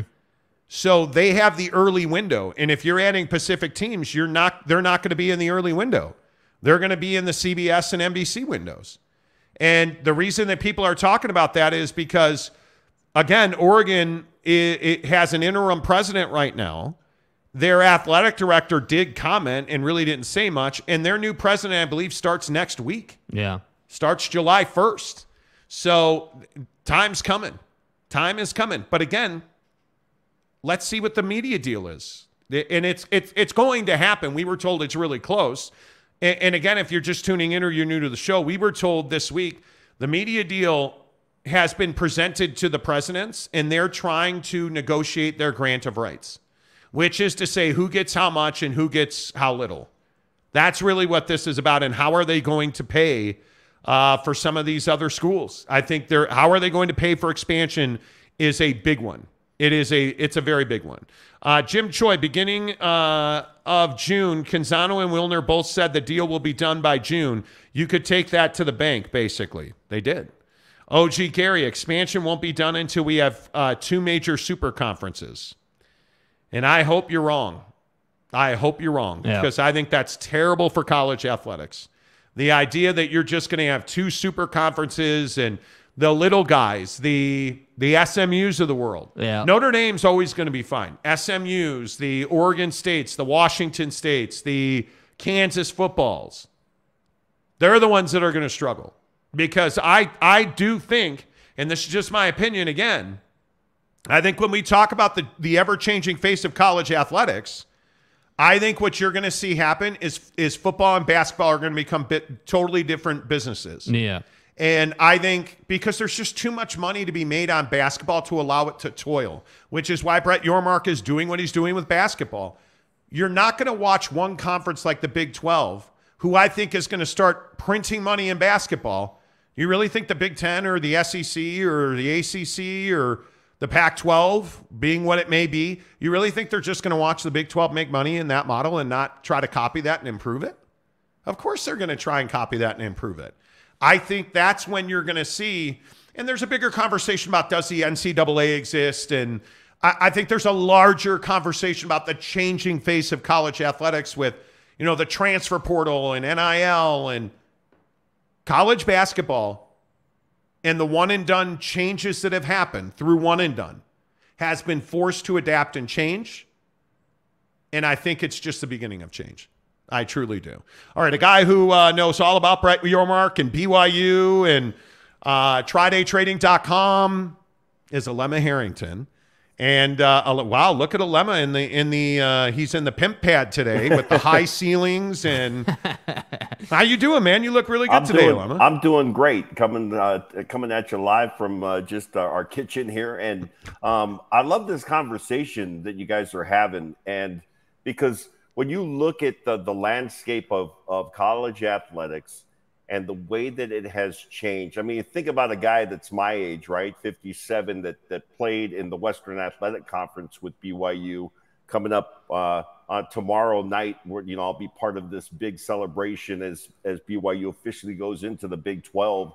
But even going back to when we found out about Utah leaving the Mountain West Conference and going into the Pac-12, and looking at the way that those dominoes all fell, right? And then I think the question was, well, is this the end? Is this what the conferences are going to look like? And I remember this was just last year and even the year before, because I do a radio show with Coach Mack, and we talk about college football all the time and what's happening. And he's got so many, resources that he's continually speaking to.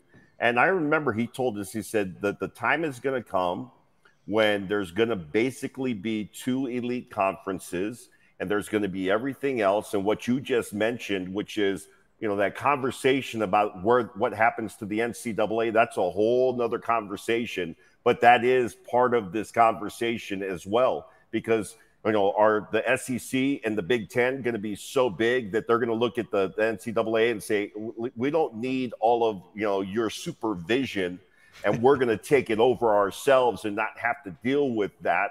And there's so many layers to it, because when we're talking college basketball and the NCAA tournament, which is such a staple, it's America, right? The NCAA tournament. How do you deal with that and try to separate that from the NCAA? I don't think that you can. So there's so many conversations, but it's intriguing because you're always wondering like what's going to happen. And when Utah went to the Pac-12 and BYU went independent, which was the best move that they had at that time, and it served them well because they had the relationship that they had with ESPN. But you were wondering, okay, there's going to be another movement, and it usually is every 10 or 12 years or so, maybe a little bit longer than that, when you have these big shifts. And we're going through one of the bigger shifts now, and the SEC is getting rich. The Big Ten is getting rich, or I should say richer, right? The rich get richer. Yeah. And so, then everybody else has to figure out how are we going to be able to stay relevant, right? Yeah. Do you, I mean, when you, as a BYU alum, I mean, I have to imagine that this is a big time for BYU, man. I mean, you look at just even locally in the state of Utah, the nose looking down the nose at BYU and TDS and little brother and you'll never beat us again and we're in the Pac-12 and you're irrelevant. You look back on this 10 years for BYU, and I think it is groundbreaking. I think it's historic. I think you look at the job that Tom Holmoe did, maybe even just in scheduling. I mean, we have never seen that, in my opinion, we have never seen that level of growth, that level of scaling up. And now you look at the fact that one of the biggest mistakes in pretty much everybody's opinion, Olema, that the Pac-12 made was not adding BYU. Yeah. Like, this is a historic time for Brigham Young. Absolutely it is. And I agree with you on this whole idea that, if you're looking at what the Pac-12 could have done instead of Colorado, BYU maintaining some of these regional and historical rivalries, which are such a big part of college football, and probably the biggest disappointment when you look at the shifting of conferences and teams moving away from teams that they've been associated with for so many years. Because even if you miss 1 or 2 years and you have a team like Utah who has, I don't want to call it an excuse, but they have a legitimate reason for not scheduling BYU. And you can't hate them for that. You understand that they're playing a Pac-12 schedule, and the last thing that they need is a rivalry game. In spite of how important it is to college football to have those rivalries, to put a team like BYU on your schedule when you're looking at the importance of your overall record, that's a very difficult thing to do. So I think that you can look back on it and wonder what could have been. And for BYU, certainly for Utah, I have nothing but love and respect for my friends and my brothers that are at the University of Utah, and they're literally are friends and brothers that are over there now, and teammates of mine whose kids have played there now or are playing there now. They made the right choice for them, and they have thrived in the Pac-12. And now to see what's happening to the Pac-12, it's a little disheartening, because that conference certainly isn't what it once was. Not that the Pac-12 was on the same level as the SEC, but it was a very respectable conference. And you wonder, okay, what's it going to look like when this is all said and done? Where does Utah end up when it's all said and done? And I certainly wouldn't be opposed. And depending on what the Big 12 wants to do with numbers in their conference, for BYU and Utah to somehow be reunited in a conference that allows them to resurrect that rivalry in a conference. Yeah, I think I wish they would play every year, but you're exactly right. When you have, and BYU's now in the same situation, when you have what's on the line for Utah, who is, over the last 3 years, I mean, you look at the back-to-back championships, the Rose Bowl, you're a game away from the college football playoff at that point. When you're playing at that level, so I totally get it. But, man, I look at BYU, and I go back to Taysom jumping over a Texas Longhorn and the interview that Bronco did with the Austin American-Statesman, and the pain of transitioning from out of Bronco Mendenhall. I think the lack of credit that Bronco gets for the foundation that he built. And I just think about all that pain, Alema, that BYU has been through, and all of the transition, the doubt, the insecurity. What July 1st represents going forward, the courage. I don't mean to espouse about the greatness of Kalani. I just happen to be a huge believer and a fan of his.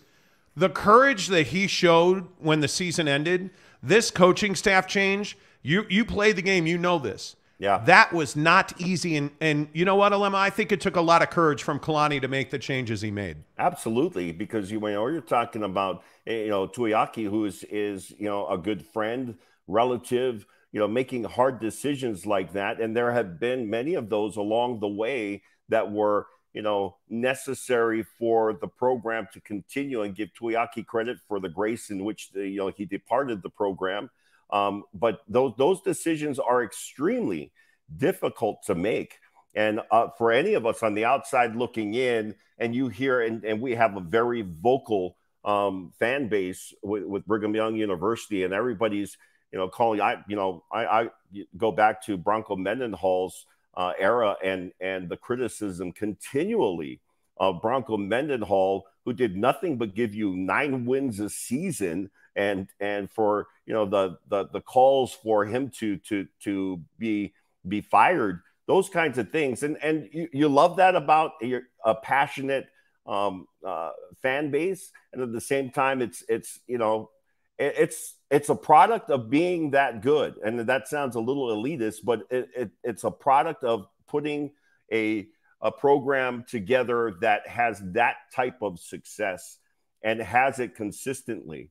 And BYU has been able to do that. And there's always going to be ebbs and flows and ups and downs. But for some, even Texas, they've gone through hard times that last, 5 years and longer. And BYU has never suffered anything like that. Yeah, how many Texas fans thought they would miss Mac Brown this much watching him in Carolina, right? Like, you think about, man, that's such a good point. Darn it, Bronco, all you ever do is win 9 games. Like, you know what I mean? Like, right.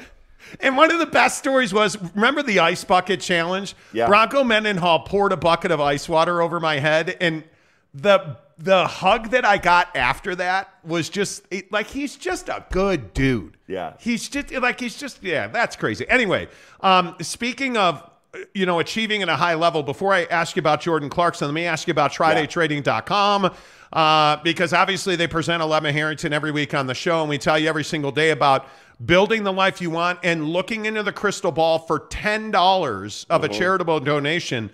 When you make a $10 charitable donation and you get that 30-day trial membership, Alema, I think it really gives you a look at what your future could be like. Yeah, and that's the beauty of it. And I love the concept of try before you buy, right? And as you mentioned, it's a $10 charitable donation. So it's not even going into the pockets of Tri-Day Trading. It's really just about, we want to make sure that this is something you're not just kind of clicking through and it's like, oh yeah, I'll click on that. And then you never come back to it.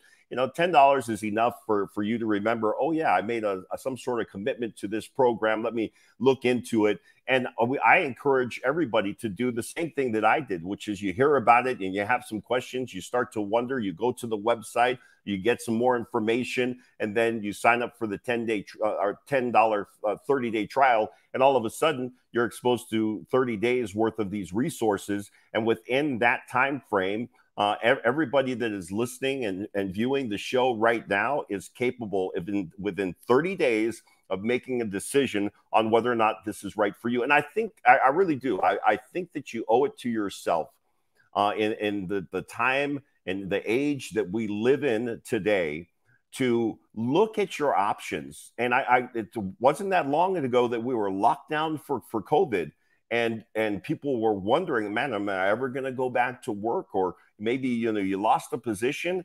And so we might have lost some of that urgency, but this is an opportunity to really look and see, okay, what is out there that I can do for myself, that I'm going to be in control of the amount of time that I spend, and then at the same time be able to get into the day trading world, but do it with Tri-Day Trading's money, this is crazy, right? You're going to trade using Tri-Day Trading's money because they're funding your account, and you're going to keep up to 80% of the profits. So this is a beautiful opportunity to, I always look at it as taking it in steps as you learn. And we do, all of our lives in this. I go back to my days as a football player, and there's practice, and then there's scrimmages, and then there's the game.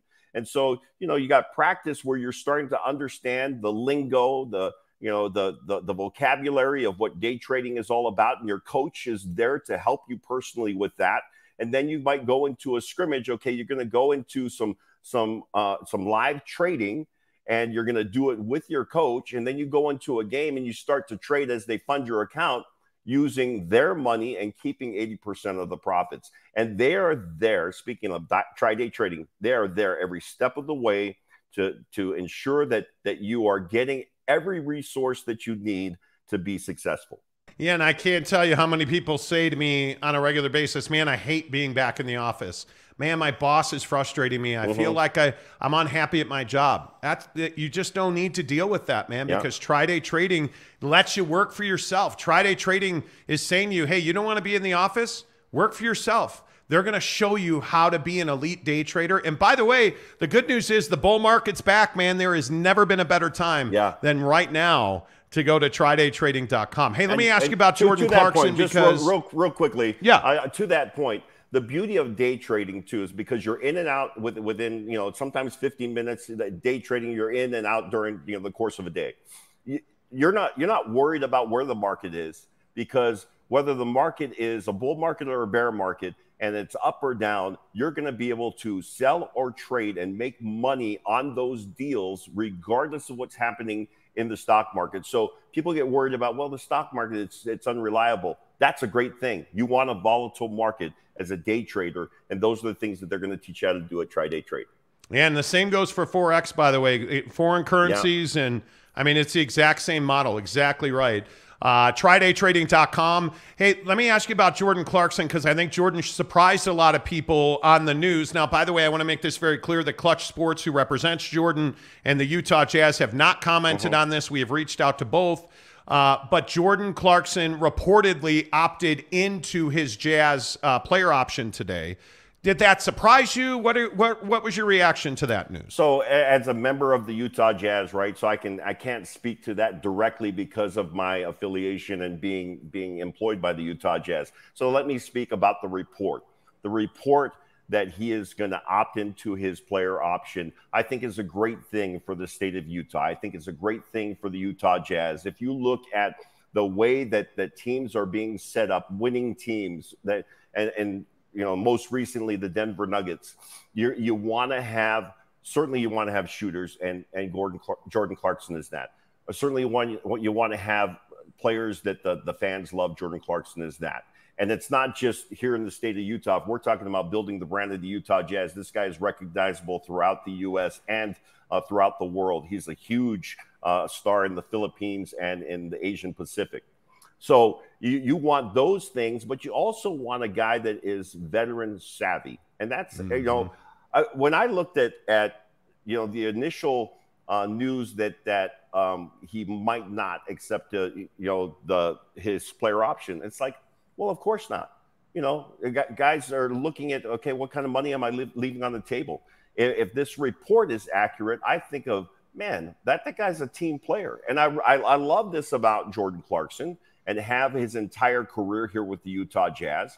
And he's accepted his role as a sixth-man player and then as a starter. And he's been able to thrive and improve. Last year, his best numbers of his entire career.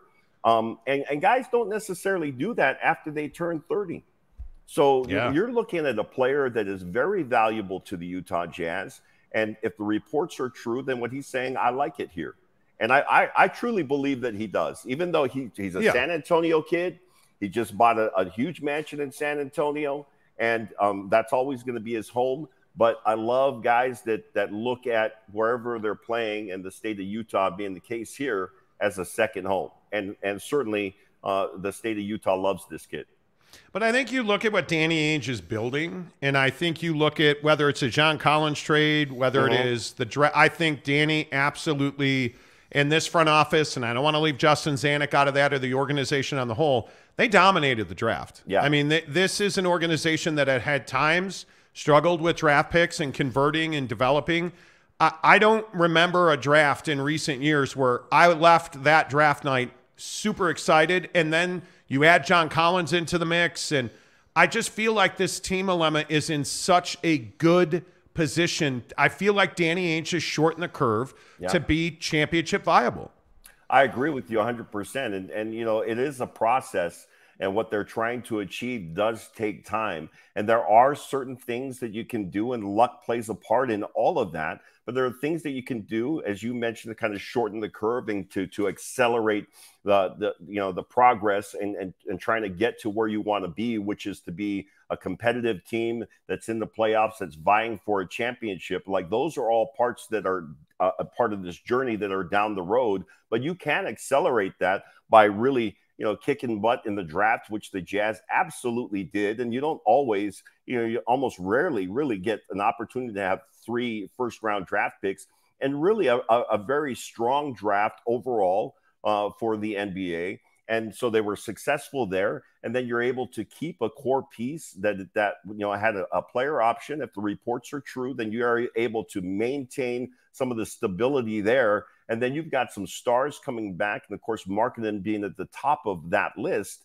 And so the things that are happening right in front of our eyes, and Danny Ainge, Justin Zanuck, and Ryan Smith, and the entire front office, the things that they are doing, I think, maintain what has been developed over the course of the last, maybe the last couple of years. There was a lot of, I think people struggled as Jazz fans to try to understand, why are you trading away your 2 all-stars? And so you got to make sense of that. And people went into this past season a little apprehensive, but were quickly converted because that team got out there and they entertained and they competed on a nightly basis. And Will Hardy has done just a fantastic job of taking over a program as a first-time head coach. And so those are all things that I think help give you momentum as you go into this season. And, you know, the West is tough. It is a tough conference, and the Jazz are going to have certainly challenges every night when they play in conference. And so all you can hope for is that you're going to put a team on the floor that is going to entertain and compete.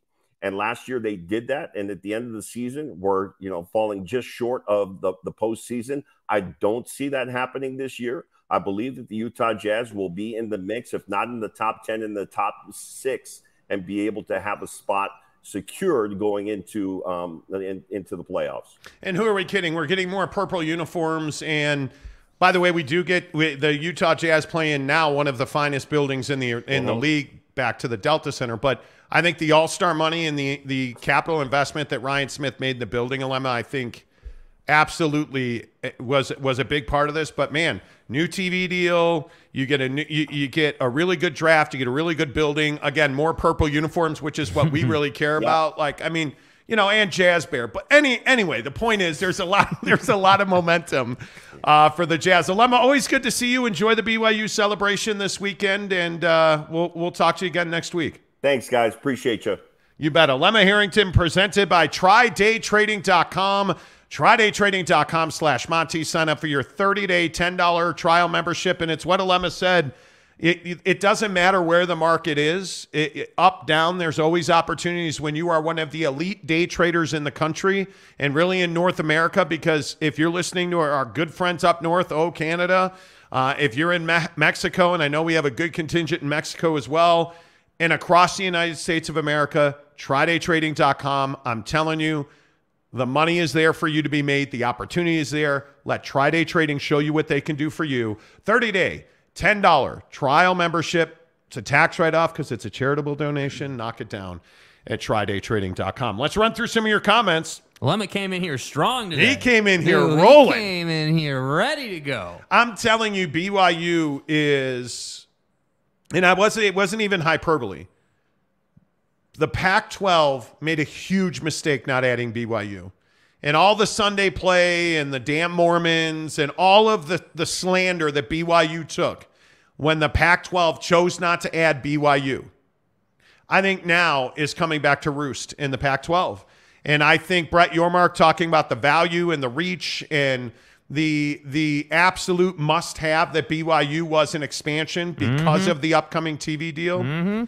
I don't think there's any doubt that Tom Homo will likely never get the credit he deserves for BYU getting into the Big 12 because of the decade of independence, the relationship with ESPN, the scheduling, the winning of big games. I just think guys like Tom Homo, guys like Bronco, guys like Kalani, the heroes college football doesn't deserve. They will never get the credit that they deserve for BYU. They will not. Brigham's Boys. Okay. Says Brett also said that he wants to expand with teams that are brought into the future for the Big 12, that are bought into the future of the Big 12, not just that TV money is better. Oh, I think that's a huge point. Yeah. I think that's a huge point. There's no doubt about that. G off. What's up, Jeff Johnson? Sup, guys? Any fun 4th of July plans? I am going to smoke a rack or 1,000 of ribs. Final. I am really, Mrs. Monty is all about smoking ribs for the 4th of July. G off. Can I get a back update, bro? I need an update on the back, bro. Come on. G off had back is broken. Yeah, G off had a small misstep in the office one day. Ken Williams says, I like Utah. Cool. Kenny, good to see you. Big Jack 512. SMU is still a better academic than TCU. Could be true. Dallas Cowboys own DFW. Well, on Sundays, but college football on Saturdays, man. Big money. Big money. Let's see. Spangler says Oregon is a great fit in the Big 12, in my opinion. Well, I mean, I would think they're a great fit. Oregon doesn't think they're a great fit. Yeah, which they don't. Ultimately is what matters, unfortunately. I think it does. And, yeah, Washington as well. There's no doubt about that. Let's see. Artie Cat says the next realignment you'll have the P2 and the rest. Man, I hope that's not the case. Pac-10. I really hope that's not the case. Dude, Lemma Harrington's been around the block, man. He knows people. And he agrees. I think the concept of a big two, if you will, 2 power conferences and everyone else, I don't think it's good for college football, or really, honestly, we need to stop saying college football, college athletics, because that affects all sports. I don't think that's particularly healthy for all sports, but maybe I'm wrong. Maybe they'll find a setup that is beneficial. Maybe maybe the way TV distribution works now will work differently when that setup, comes. But I don't think we're going to see that for, probably 30 years, 25 years. I think it's a ways off still. I hope not. Big 12 will be the new American conference, coast to coast, but with scraps. The P2 didn't want like Utah. The P2 doesn't want Utah, Washington State, and some ACC schools. We'll see. Sir Robin says, same here, Dallas-Fort Worth. Good to see you. There you go. Spangler, the Big Ten will wait and take ACC schools if given the opportunity, namely North Carolina and Virginia. Maybe. I don't disagree with that. I really do not. Steve Wicks, Lemma is spot on. As an old-timer, the changes in the last 2 decades has been mind-blowing. You need to adapt to survive. Facts. Boom. Amen to Facts. that. Cougar Tracks. I don't care what they do as long as they keep BYU and Utah in separate conferences. Nah, bro. Wow. Kay Nurin, as a BYU fan, I would want to play Notre Dame over Utah every year. Not me. Not me, dude. You need the Utah game. Why? Heat. Why? Why do you guys not want to see the Utah game? I don't get it. I think Jason's comment is spot on. The Big Ten is waiting for the ACC schools to vote to break their grant of rights. If you can get Syracuse from the ACC, you get most of the New York State TV market, including NYC. Could be. Could be. I just think there's a lot of unknowns there. James Turnbull, Bronco did a lot of great things, but he didn't take the rivalry with Utah nearly as seriously as Whittingham did, and it really showed. You think that's true? You think that's true? I think Bronco, let's not forget football is 5th, and I think Bronco wasn't living and dying on the result of the Utah game. Yeah. I would agree with that. Yeah. I would absolutely agree with that. Let's see. Phenomenal Hebrew says, imagine the ratings for NBC on a Penn State-Oregon game. Oh, my God. That's what I mean, dude. The networks want Oregon and Washington in the Big Ten. It's just a matter of time they'll pull the trigger. Dude, I think that's a great point. That's a great point, dude. Can you imagine the Washington-Michigan, Washington-Ohio State, Well, I mean, it's Oregon-Ohio matchups, State? dude. Why does the NFL do Monday Night Football and Thursday Night Football With and Sunday flex night, scheduling. with flex scheduling, yeah, dude. Like, it's matchups. Which is why we were talking about who controls the scheduling and guaranteeing, linear TV appearances, and which doesn't exist because flex scheduling. It's exactly right. John Dry, what's up, John? We will see if Oregon is a power when they play the new 12th man in college football, Tech in Hub City. Okay. I think Oregon. Do we really doubt Oregon's prowess? Apparently. I mean, after last year. The quick turn. I mean, Oregon's... There's a reason Georgia put Oregon on the schedule. There's a reason. Well... It's a quality early season non-con game, dude. I mean, strength of schedule is what I was immediately going to. Yeah. But I think is Oregon a Pac-12 power or a college football power? College football power. No you doubt think about so? It. Oh, yeah. No doubt about it. If you ask an East Coaster, hey, who's the best team out West? They may say USC. But I think a good portion of them would also say Oregon. Yeah. That's an interesting reputation, question. That's an interesting question. I think I'm not sold on Oregon as a national power. John Dry says Lubbock, Texas. Pew pew. Lubbock. Spangler, football doesn't matter. Brand does. I think brand is hugely important. Yeah. I think and this is the SMU conundrum. Mm-hmm. This is the SMU situation. What you've done on the field doesn't matter nearly as much as your TV ratings, your brand, your facilities, There's a lot more. Your academics, obviously. Yeah. Like that to me is more important. Stanford is a stratosphere above Oregon. But if you think Oregon is going to the Big Ten before Stanford, then I can't help you. I think they will. I think if Stanford and Cal go, it's with Oregon and Washington. Yeah. I think Stanford's academics and Cal's academics outweigh anything that's ever happened on a football or basketball court. Facts.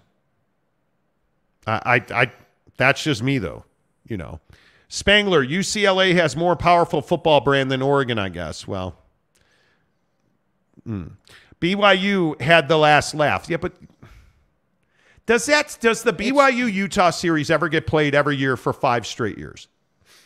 It's played off the field every single year and every single day in the state of Utah. Yeah. I hope it does, but I don't think it will. I mean, that's just my opinion, but I could be wrong. I could totally be wrong. I don't know. I think one of the things that really bothers me about college football realignment is that you don't have the rivalry games. We don't get Michigan, Notre Dame. We don't get Notre Dame, Miami. We don't get, it terrifies me that you're going to lose Notre Dame and USC. Well, how long was Pitt, West Virginia not played? Too long, right? Like, and you're losing Bedlam. You're losing. Are we going to lose the Apple Cup? Yeah, probably.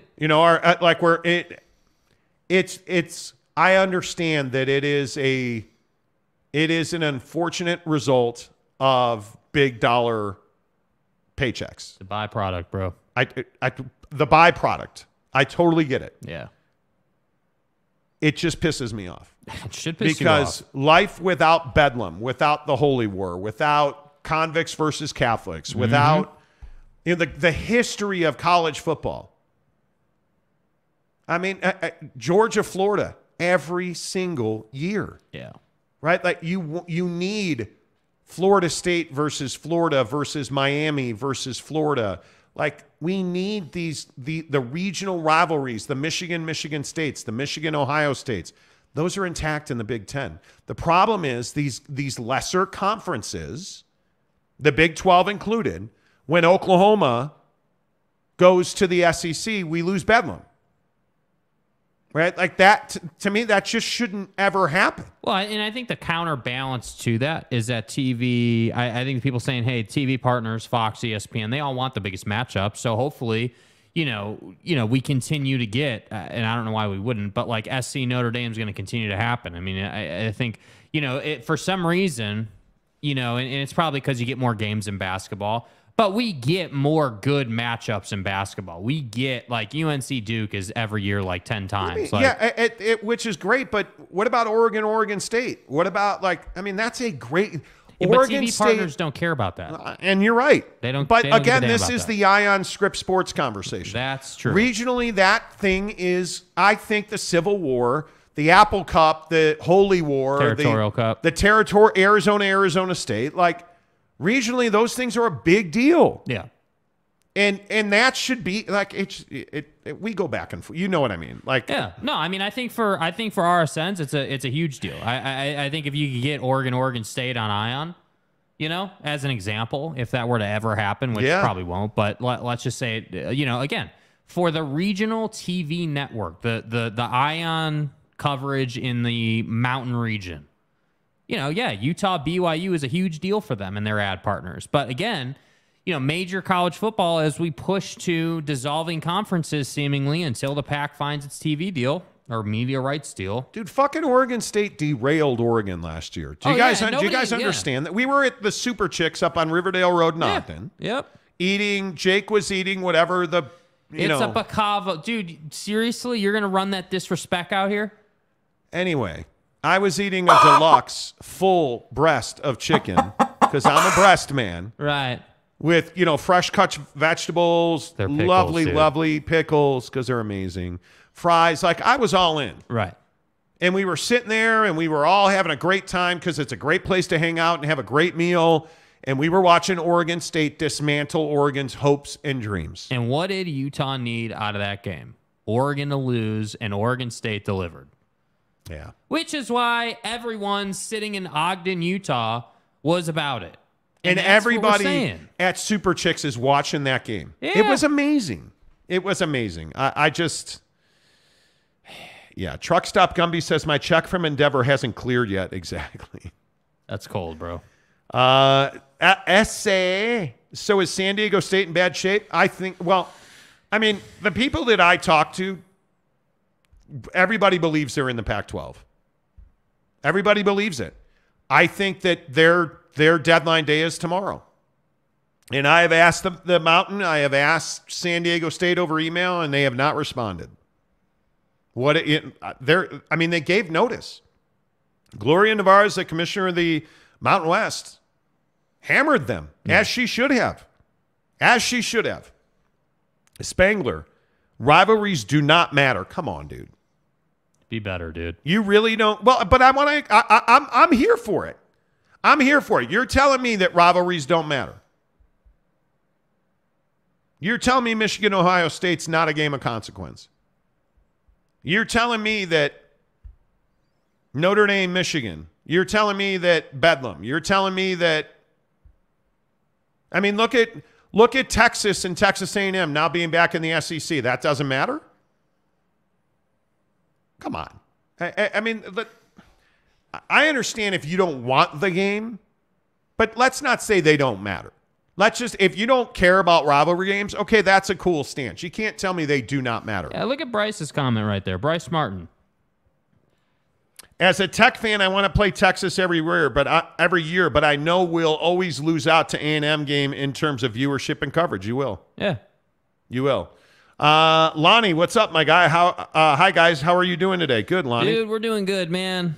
Doing good. Life is good. Played some really terrible golf today, and, But I will say, I smoked I'm a PXG guy all day. I smoked a PXG pitching wedge over the 18th green, and I have no idea how I hit that ball so far. And then a lovely sugar wedge. What are they? Sugar Daddy wedges? Sugar Daddy wedges. The Sugar Daddy 60 degree. Dropped it within 5 feet. Missed the putt. Welcome to my life. If I could make a putt. It's garbage. I kid you not. I had 5 birdies today. Missed them all. True. Didn't make or I made one. Well, and you've been pushing it right a lot lately. But I'm really working on my putting stroke. Yeah. And so up at Canyons Golf on Saturday. Yeah. I'm playing solo because somebody has a girlfriend. Yeah, I know what time it is. I'll just go fuck off. It's fine. Yeah, dude. But I'll be up at Canyons Golf on Saturday morning. And all I care about, I want to break 80 at Canyons. That is my life's And you're going to goal. play from the blues, correct? No, I'm going to play. How many times have we talked about this? Okay, well, you said today on the course we're playing from the blues. No, I didn't. Okay. That's not what I meant anyway. Okay. Okay, so the blacks are the furthest. The blues are the next furthest. Which is where most people play. The problem with the blues for me is, and I'm not being like, hey, look at me, bro. Hey, man, I'm the best. I have really good equipment from PXG. I hit my drive a mile. Now, at times I can't control it. Today, I actually feel like I drove the ball pretty well. Yeah. At Canyons, you have to drive the ball well. And a lot of those drives, I mean, every drive you have to be left. You cannot hit high fades at Canyons. You have to hit straight or you have to hit a cut. And from the blues, I overrun the fairway every single time. And so the conversation is, do I step down to a 3-wood because I hit the PXG 3-wood really well? Yes. Do I step down to a 3-wood off the tee, or do I play from the blacks with a driver? And I love hitting my driver. I do. And I am, we'll see. Salty Drunk says, I stroked my PXG too myself. But you know. And Donut says Monty needs a putting green in the backyard. Well, I will funny say you should say that. I have a hitting net in turf in my backyard, and it's helped my wedge. But I got to tell you, I can't fucking hit a wedge off the tee to save my life.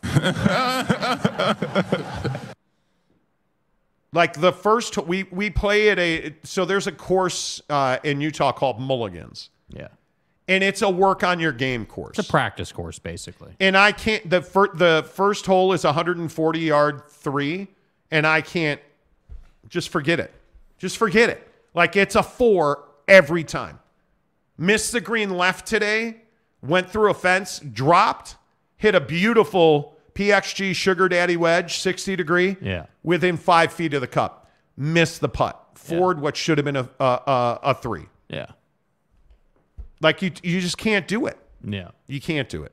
Lonnie says, we are ready for 12 a.m. Fry Saturday, Big 12 day, go BYU. Yeah, there's a huge party at BYU to celebrate. There should be. You like playing tips, huh? I do.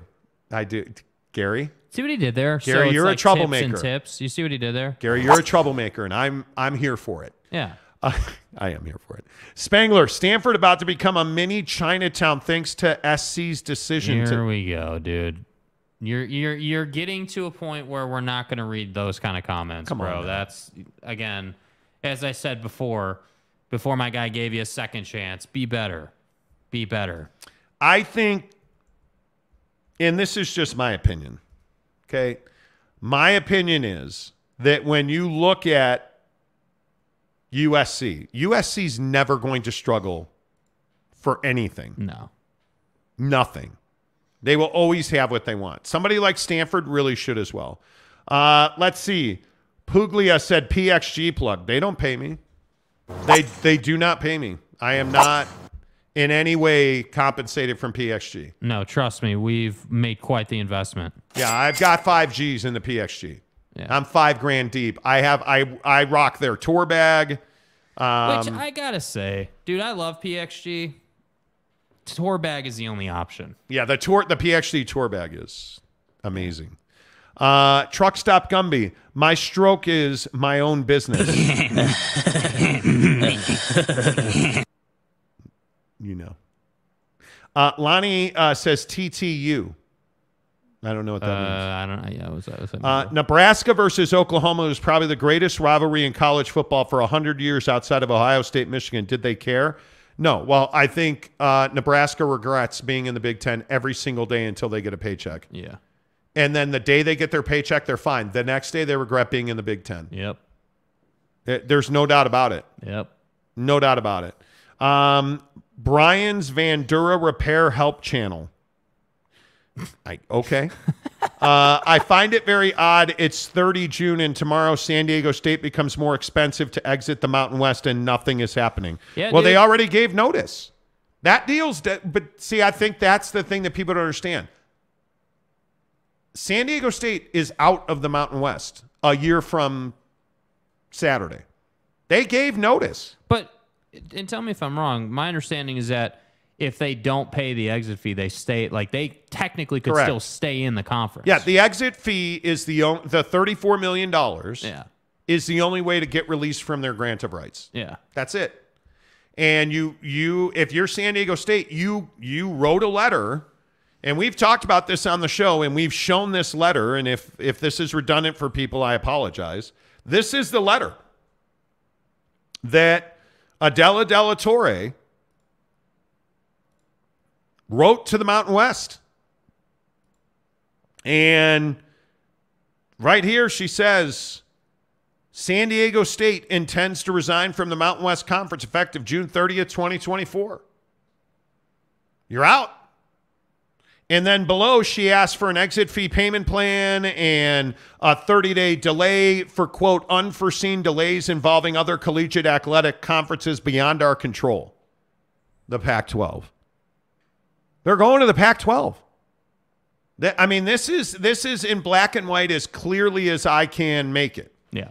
They're leaving. San Diego State is out of the Mountain West. Now, if they don't pay the fee, and I've asked this question and nobody's answered it, if we're being totally honest.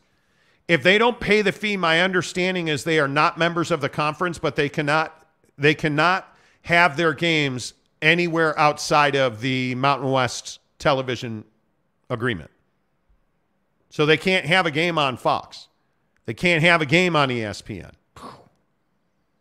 So you can't if San Diego State doesn't pay their fee and joins the Pac-12, they can't put their games on Apple TV or wherever they're going to end up. I just don't know what you were doing here, man. Well, what they're doing is they have, and this is what we reported, they have a verbal offer to join the Pac-12. We reported it first on the show. It's why we've talked, go back on the channel. We've talked about this repeatedly. San Diego State has a verbal offer from the Pac-12 to join the conference. San Diego State has had extensive conversations with Brett Yormark and the committee members in the Big 12, and they told the Big 12, hey, it's not personal. We believe we are a better fit, and the lifestyle for our student athletes is better in the Pac-12, and they're not wrong. They're joining the Pac-12. The problem is the Pac-12, A, has to exist, and B, has to have a media rights deal. That's what I mean. So we can sit here and say they're joining the Pac-12, but the reality of the situation is nothing's happening until you get a media rights deal done. And there's going to be a media rights deal. It's going to get done. It's a matter of how many of the remaining 10 members of the Pac-12 will sign the document. Wow. I mean, that's as simply as I can state it. So my thing is with San Diego State is like, okay, cool. I understand. You've got the verbal offer. The plan is to join the Pac-12. Great. No problem with that. But why would you write this letter if you were not 100% certain that you were getting that official, the official public, hey, we've invited San Diego State. Like, if you were not 100% certain you were going to be joining that conference before tomorrow ends. And hey, maybe, and I'm open to this, maybe tomorrow the atom bomb drops and we get a Pac-12 media rights deal and San Diego State jumps in and everything's kosher. Sure. Maybe that happens, but I would be shocked. Yeah. I think San Diego State is doing the only thing they can do, which is waiting for the Monty Show to go to Big 12 Football Media Days, presented by BladeHQ.com. Please support our sponsors. This is a huge event. You guys know you are here for the content. We will have every coach and every player from the Big 12 on our show. 2 big days from AT&T Stadium in Dallas, Texas. And it's going to be amazing. And our friends at BladeHQ.com and Big O Tires and American Fork are the reason that we are able to do that. And I just can't say enough about BladeHQ.com. You can join their Blade Club, which earns points on previous purchases when you sign up today. And they plain and simply provide you the best knives from the best knife makers. And whether it is Kershaw, whether it is ProTech, whether it is, a Spyderco, like they have every brand that you can think of from fixed blades to, butterflies and folding knives and automatic knives. You look at the tools and outdoor gear, whether it's apparel. They have tactical pens and batons, knuckles, you name it. They have got multi-tools. They have one of the best Gerber tools that you will ever see. Yeah. I mean, it really is one of the best eclectic mixes of knives, tools, gear, you name it. BladeHQ.com has it for you right now at BladeHQ.com. Make sure you tell them you heard about it on the Monty Show. We appreciate that. We always appreciate you guys supporting our sponsors. Without people like Big O Tires and American Fork going to get new tires. Unfortunately, Hank, the Grand Cherokee, which I've spent thousands of dollars on repairing now because I did not get the best deal, it turns out. And who's got most of my money on that? Big O Tires. And you know why? Because Big O Tires isn't just about tires. Big O Tires and American Fork, our guy Ryan down there, he is the lift kit king in Utah County. You have a Bronco, a Jeep, you have a truck, you need it lifted? Big O Tires and American Fork. You simply need a set of tires like I do? Big O Tires and American Fork. You need tinted windows? The guys at Big O Tires and American Fork tinted my windows on the Grand Cherokee. Anything having to do with cars and upgrades and repairs, Big O Tires. And American Fork, along with BladeHQ.com, present our coverage of Big 12 Football Media Days. Stephen Smith gives us $10 to say what question that you like to ask Brett Yormark first at Big 12 Media Days. Well, that'll depend on the situation. If it was today, how serious are you about adding current members of the Pac-12? I'm serious. Like this question of how serious is Brett Yormark about expansion is a big deal. Yeah. I need some clarity on that. That'd be the first question, and then I would want to talk to him about the business of college basketball. Yeah, I would ask Brett Yormark how much does the strength of an institution's basketball program matter in expansion? That's a great question. It's a great question. Yeah, absolutely. Brian's Vandura Repair Help Channel gives us $5 to say Pac-12 media rights deal gets kicked down the road again. And that's kind of what I'm saying about this San Diego State situation, bro. I mean, again, they gave notice and they're leaving the conference, but leaving the conference to go where? Because it's a huge question. It's a huge question. And by the way, if you were getting into this conference, and correct me if I'm wrong, but if they were getting into the Pac-12 just so easily, wouldn't you have to publicly add them to your conference to get a TV deal done? Like, wouldn't on paper they need to be in the conference? Or are you telling me that as part of the deal, it stipulates that they got to be added or something? I mean, it just is. It just feels more complicated and more, just confusing than it needs to be. Yeah. Gary says Kershaw knives are 11 out of 10. Definitely recommend. Yeah. I like it. And you know what's funny? I was flipping around BladeHQ.com, and if you're not a knife guy, go look at their sales. Their clearance sales section is unbelievable. Unbelievable. Mike Smith, I have a nice little Kershaw knife. Good purchase in my opinion. Yeah, dude. I mean, knives are a vital part of if you're an outdoorsman, if you're a camper. You got to have them, man. If you're somebody that climbs, if you're somebody that hikes. And, the first thing I bought at BladeHQ.com was I bought Mrs. Monty a little personal protection device. Like, you have to have it. It is vital. If she is a massive hiker, she loves hiking, she loves the outdoors, you have to be able to not only defend yourself, but if you get caught on something or, for me, I'm a snowboarder. During the wintertime, you have to be able to cut things.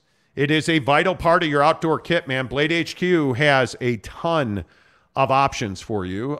Should have kept the Beamer. Oh, you mean the Audi. Exactly. The problem was the Audi was at a tipping point. It was at 50,000 miles. I had, I think, $6,000 in equity. Like, I was at a tipping point. And I'll be honest with you. I don't miss the Audi. I loved that car. I had an Audi SQ5 twin turbo. Prestige, but it got 16 miles a gallon. It had beautiful red interior. It had a Harman Kardon system in it. Like, it was beautiful. But the cost of gas has gone down for me with a Hemi V8. And I have a Jeep Grand Cherokee Summit. And I've had to do things. Now I've got to spend about $2,000 on tires. I've had to have oil changes. I have a Brakes. The brakes were dead. Got a brake job at Big O Tires in American Fork. I put on some slotted rotors, upgraded pads. Like, I'm just telling you, it's been a little frustrating that I bought a Jeep Grand Cherokee, and you know what? I should have taken it to a mechanic. I've never had to do that. I always buy German. I've been a Beamer Audi guy, and it's a lesson learned. Now, having said that, dropping the tint on it, getting the brakes done, having a V8's a wonderful experience. And I'm telling you, having a Hemi V8, it's a game changer, dude. It is absolutely a game changer, and I love it. Brass Balls, what's up? So it's 9 a.m. in Arizona time tomorrow morning. Exactly right. Don't forget tomorrow, you guys. It's not funny. Oh, you stop laughing. Hey, me and this dude have had our quarrels on this show. That's some funny stuff right there. That's funny. That is. I just think it is. I think it's amazing. Yeah. Yes, tomorrow at 9 a.m. we will be on. Chance K, are you guys going to fire your sources on Clarkson's opt news? No, not at all. And we should talk about this here on the Monty Show. Jordan Clarkson, we reported yesterday, opted out, told the Jazz, hey, I'm opting out of my deal, I'm out. And I stand by our reporting that, hey, he's frustrated he was not traded at the deadline. I think he feels, the word that was presented to me was he's a little burned out on the Jazz.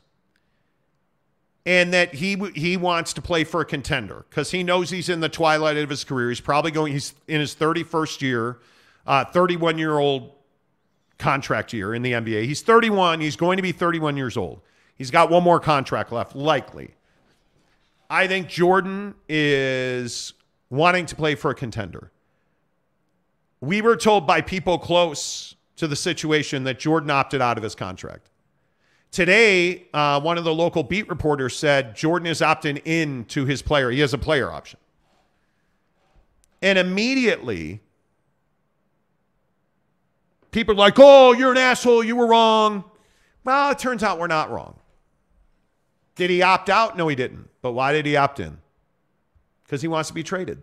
And he knows that the Jazz will be more motivated to trade him if he can bring a return, which he can. I think his return will be less. I don't believe they'll get a first-round pick for him. But I think Jordan Clarkson is well aware that, much like James Harden today, perfect example. Mm-hmm. James Harden, according to Woj, James Harden opted in to his $35.6 million player option. He opted in, and Woj reported he'll never play another game for the Philadelphia 76ers because it gives your current team the flexibility to trade you without getting to have you go away without do I speak for a living? I don't. No. It allows the team you currently play for to get value in return. Right. Which motivates them to trade you. It makes Jordan Clarkson far more tradable. And the Jazz will get something in return. Jordan will likely get an extension, and he will get traded to a contender. Yeah, and what's really interesting, to the commenter's point, is you notice that nobody's like, yeah, he's definitively going to be here. Notice nobody's saying that Jordan Clarkson is not is 1,000% here, and he's a Utah Jazz man.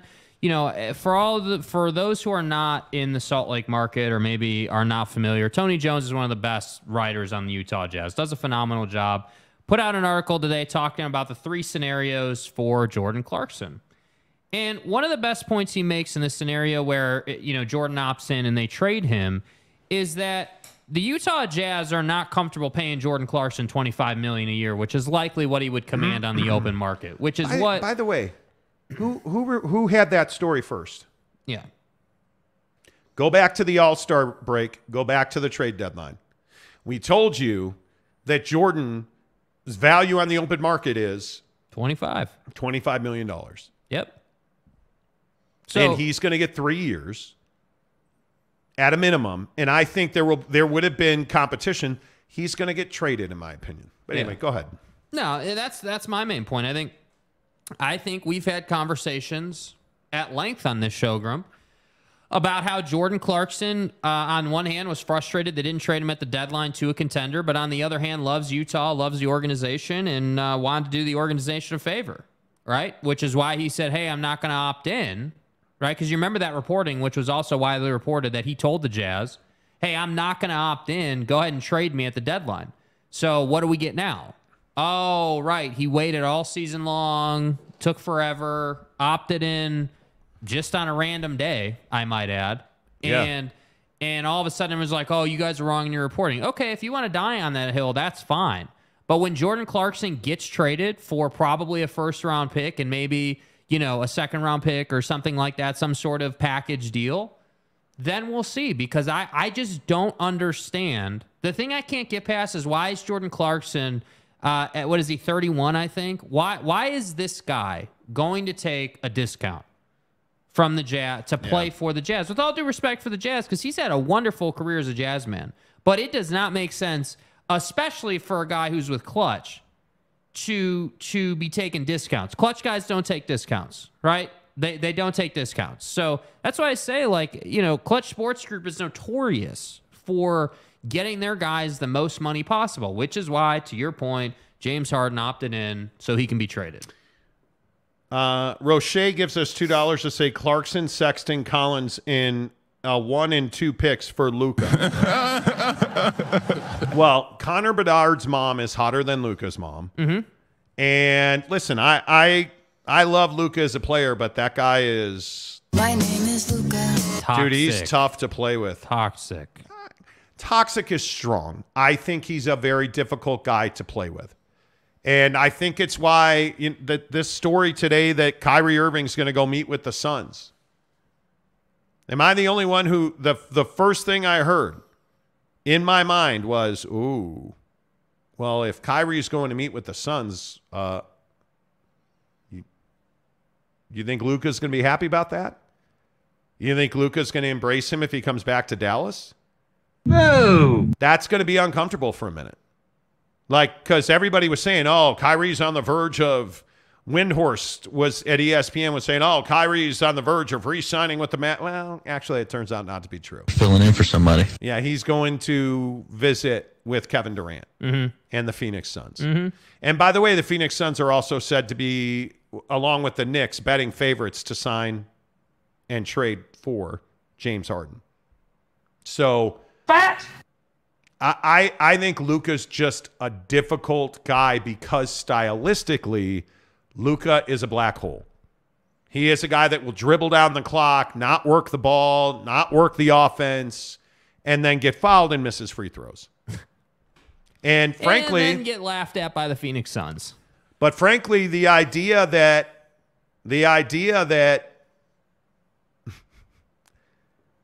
they're willing to trade Tim Hardaway Jr. Mm-hmm.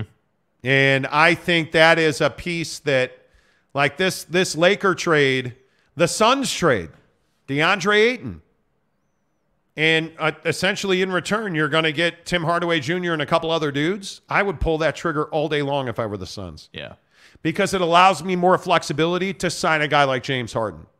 Because this is a 5-out league now, which means you're not playing a true traditional center. Man, and I understand Luka and Ayton together in the pick and roll would probably be magic. Probably be magic. But by the way, did you guys see that the Lakers opted out of Mo Bamba and Malik Beasley today? And there is belief that Malik Beasley will re-sign with the Lakers today. Yeah. So on top of Austin Reeves and Rui Hachimura and D'Lo. But by the way, and I want to make this clear because I did say this and everybody's pointing this out. I was incorrect that Jordan Clarkson, maybe potentially, I was incorrect that Clarkson was opting out of his deal. We reported, I said Jordan Clarkson's opting out of his deal. Reportedly, he opted into his deal. Now let's see what happens. Again, is the other thing I have an issue with. I just feel like we're all jumping the gun on this because I haven't seen anything outside of one report that says he opted in. Yeah. And Woj hasn't tweeted about it. Shams hasn't tweeted about it. Right? Like, notice how quiet the media is on Jordan Clarkson. I just think it's interesting. I'm not saying that changes the fact that we said he'd opt out and he opted in. Okay, great. We were wrong. You're right. Awesome. But what I think is really interesting is that it just seems very quiet. There's no talk about it. I will also say that people I know at Clutch Sports are not talking about Jordan Clarkson. They have not answered texts, calls, or emails. And I also think something that's interesting, and this is just my opinion, I could be way off on this. You start hearing teams like Knicks and the Clippers and Phoenix and all these major players, which again is your credit, going after James Harden. You're telling me Danny Ainge ain't trying to get his firepower ready to go to be a third team in one of those massive league-changing deals? Because I would also tell you, Danny has had extensive conversations with the Knicks for over 2 years and the Phoenix Suns. Because they were close on a DeAndre Ayton trade last year when they traded Rudy Gobert. So there's something fishy about this Clarkson situation. He did not just opt in my opinion. Hey, maybe we're wrong. Maybe he's just taking a hometown discount. And I'll eat the crow sandwich if dude suits up this season for the Jazz on a final year of his deal and maybe he signs an extension or whatever may happen. Okay, great. I'll eat the crow sandwich on that. You guys can have your day feeding it to me. But I just think it's very interesting that we're not hearing anything about anything with Jordan Clarkson. That's highly unusual. Yeah, I don't think it is at all coinky-dinky. Where's the Ryan Smith tweet? Yep.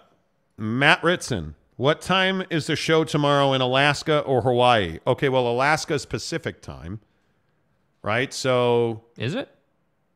We're 2 hours behind. I don't know. It'll be 7 a.m. in Alaska. I'm pretty sure they're 2 hours behind us. And in Hawaii time, it'll be 5 in the morning because Hawaii's 4 hours behind. Hawaii. Yeah. Is 4 hours behind. Tom Dean gives us $5 to say based on a pro rata basis. Tom, dude, this could be legendary. How does he finish this? Based on a pro rata basis, how many Pacific time zones in a straw? That's well done, guy. sir. Let's go. That is very well done. That is very well done. Chance K, that's why I like you guys. You admit when you're wrong. Well, listen, I will tell you, we do not report things on a single source. Like one person saying, hey, this has happened. Hey, your mom's ugly. Hey, okay, we're going to have to go and confirm that with my dad. Right? Like multiple people told us Jordan Clarkson is upset with the Jazz because they would not trade him to a contender at the deadline. Yeah. Multiple people told us that he is frustrated with that he is disappointed with that he is burned out on the Utah Jazz. Multiple people told us that. Multiple people told us he would opt out. Now, one of the people who told me that was like, this is only to get traded. This is only to get traded. So it just is not surprising to me. I'll be honest with you, and I appreciate you coming in the middle, Chance. I think that, yeah, sure, on a surface level, were we wrong about him opting in or opting out? Yeah. Yes. But that doesn't shake my confidence in the information that we get because the information we've received over the last 2 years has been grade A. Yeah. I mean, John Collins, Rudy Gobert, Donovan Mitchell, like all this stuff. Like, we quite literally reported something that I can't remember the exact verbiage we used.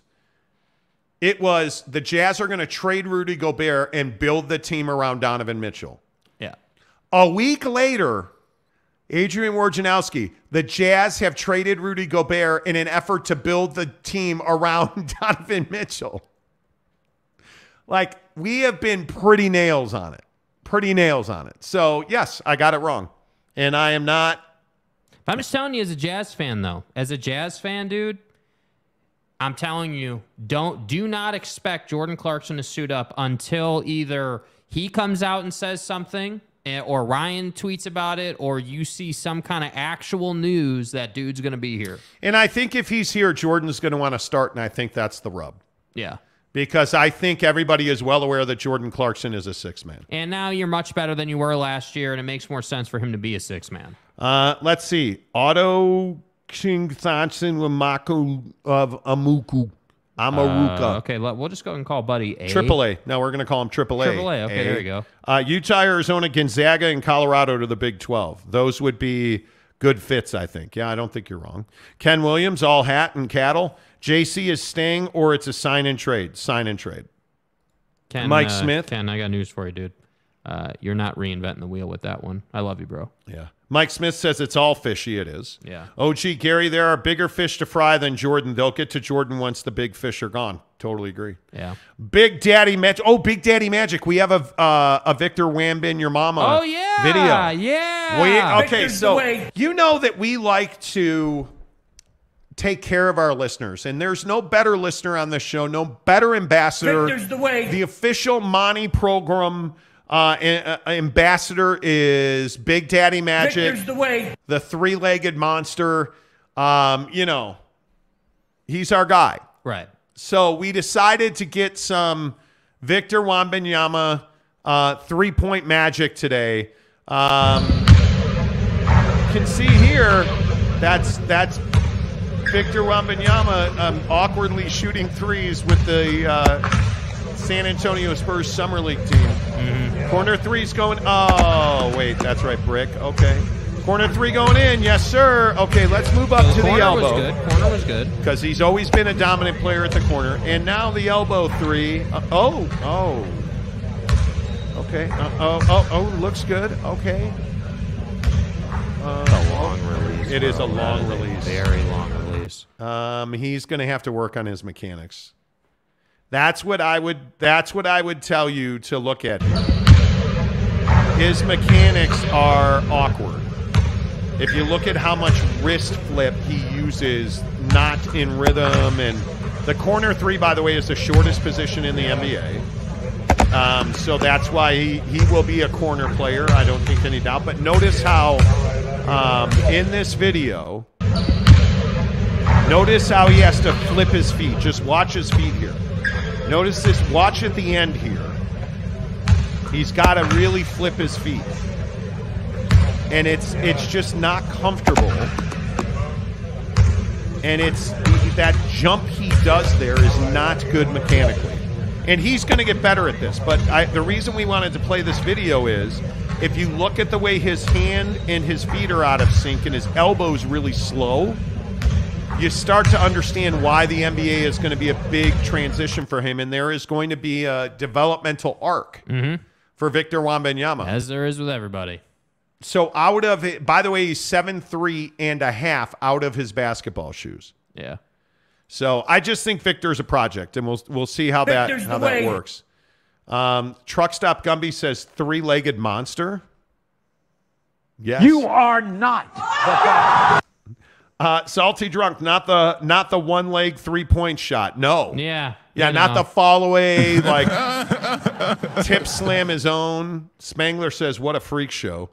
Dude has some serious chicken legs. Yes, he does. Yeah, might want to get in the gym there, Slick. Truck Stop Gumby says, dude kind of looks like Gumby.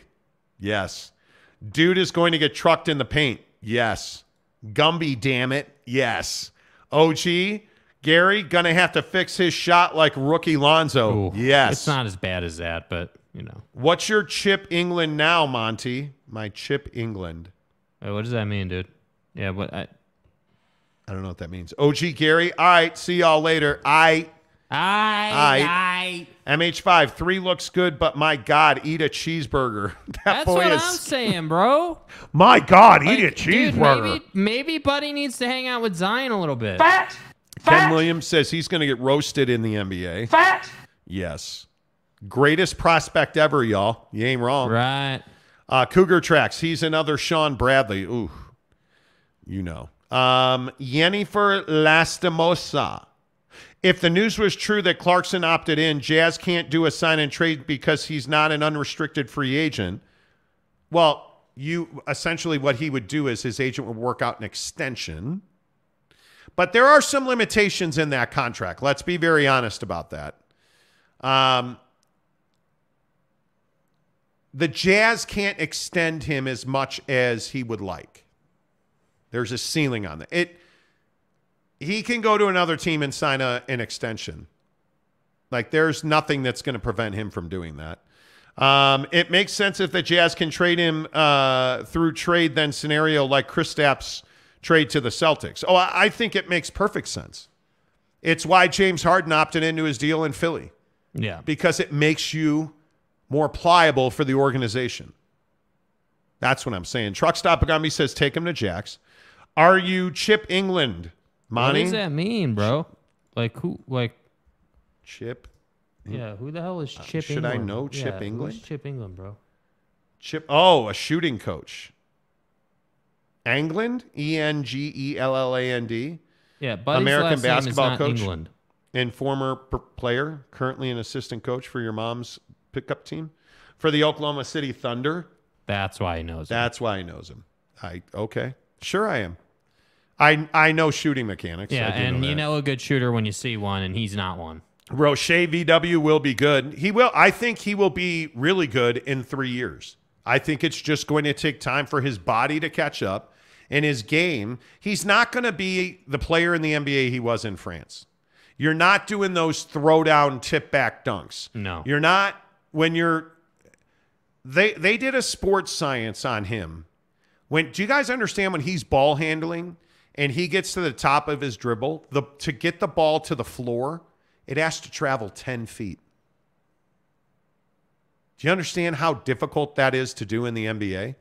Because guys are too quick for that. Yeah. He's not going to be able to ball handle like that, and he doesn't want to play with his back to the basket. So let's see where the compromise happens. Right? Like that's, Ken Williams, Victor needs some bucked up energy drink. Hell yeah, he does. Hell yeah, he does. You guys need some bucked up energy drink as well. Ken Williams is well aware of the greatness of the buckshot. I'm telling you, we took it 2 hours ago, and I feel great. Yeah. I feel absolutely great. Get your free samples of Bucked Up and the Buck Bar, you guys. I tell you this every day. I am not a fan of protein bars. I eat them because I know I have to until now, because the Buck Bar, it's essentially a treat. I look forward to it. I use them for, again, this morning I had a Buck Bar on my way to the golf course. I was not hungry. It just is a really good, filling, nutritional stopgap for me. That's what I use them for, because it's reliable. It gives me energy and nutrition, and I believe in the ingredients. You get high quality nutrients like whey protein isolate, which is great. They use things like dates to sweeten it so you don't get huge spikes in your blood sugar. I'm telling you, it's like the ultimate guilt-free indulgence. A Buck Bar. Get the free sampler pack in the description below. I am now hooked. I'm telling you. Absolutely. Bucked Up Energy, the official energy provider of the Monty Show. And if you're in Utah, make sure you get to one of their stores from Farmington Station all the way down to the Jeezy. I shop in Orem in South Jordan. The folks in South Jordan are always great. I love the Bucked Up store in South Jordan. Or if you want to shop online, go to buckedup.com. They'll give you 20% off at checkout online only when you use the promo code Monty. Let's see. Yennefer Lastimosa. Something like fishy. I think the Jazz and Clutch Clarkson working on a trade. I don't think there's any doubt, because Clutch Sports, who represents Jordan Clarkson, I know some people at Clutch Sports, and they don't want to talk about Jordan Clarkson. They will not, which is really odd for them, because usually if you send them a note or call them, boom, yeah, hey, this and that, not today. Not on Jordan Clarkson. Yeah. They won't. Brady Cook, do we keep Colin Sexton or still try to trade him? I think they're indifferent. I think if a deal gets done because you can add Colin Sexton to it, they would trade Colin Sexton. Yeah. I think if they keep him here, I think he can absolutely be your sixth man. Yep. Absolutely. Tom says news on a new studio. Not that I'm aware of. No. Not that I'm aware of. Louis Capazzo in the Jeezy. VW needs some buck feed to help him put on some muscle. Dude, you ain't even joking. What do you bench? You ain't even joking about that. Do you even lift? Kevin Peterson. Victor looks like he's one hard hit from the IR list. Seriously. Stay hard. How about Domingo Herman with a perfect game? Yeah, how about Speaking of that? hits. No, excuse me. Excuse me. Here we go.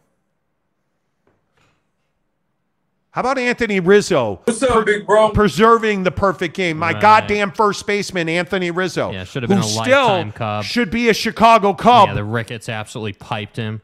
You know. By the way, can I just say there's no need to have a NASCAR race in... There is no need to have a NASCAR Wow, are you race. being negative about NASCAR There right is now? no need to have a NASCAR race in Chicago.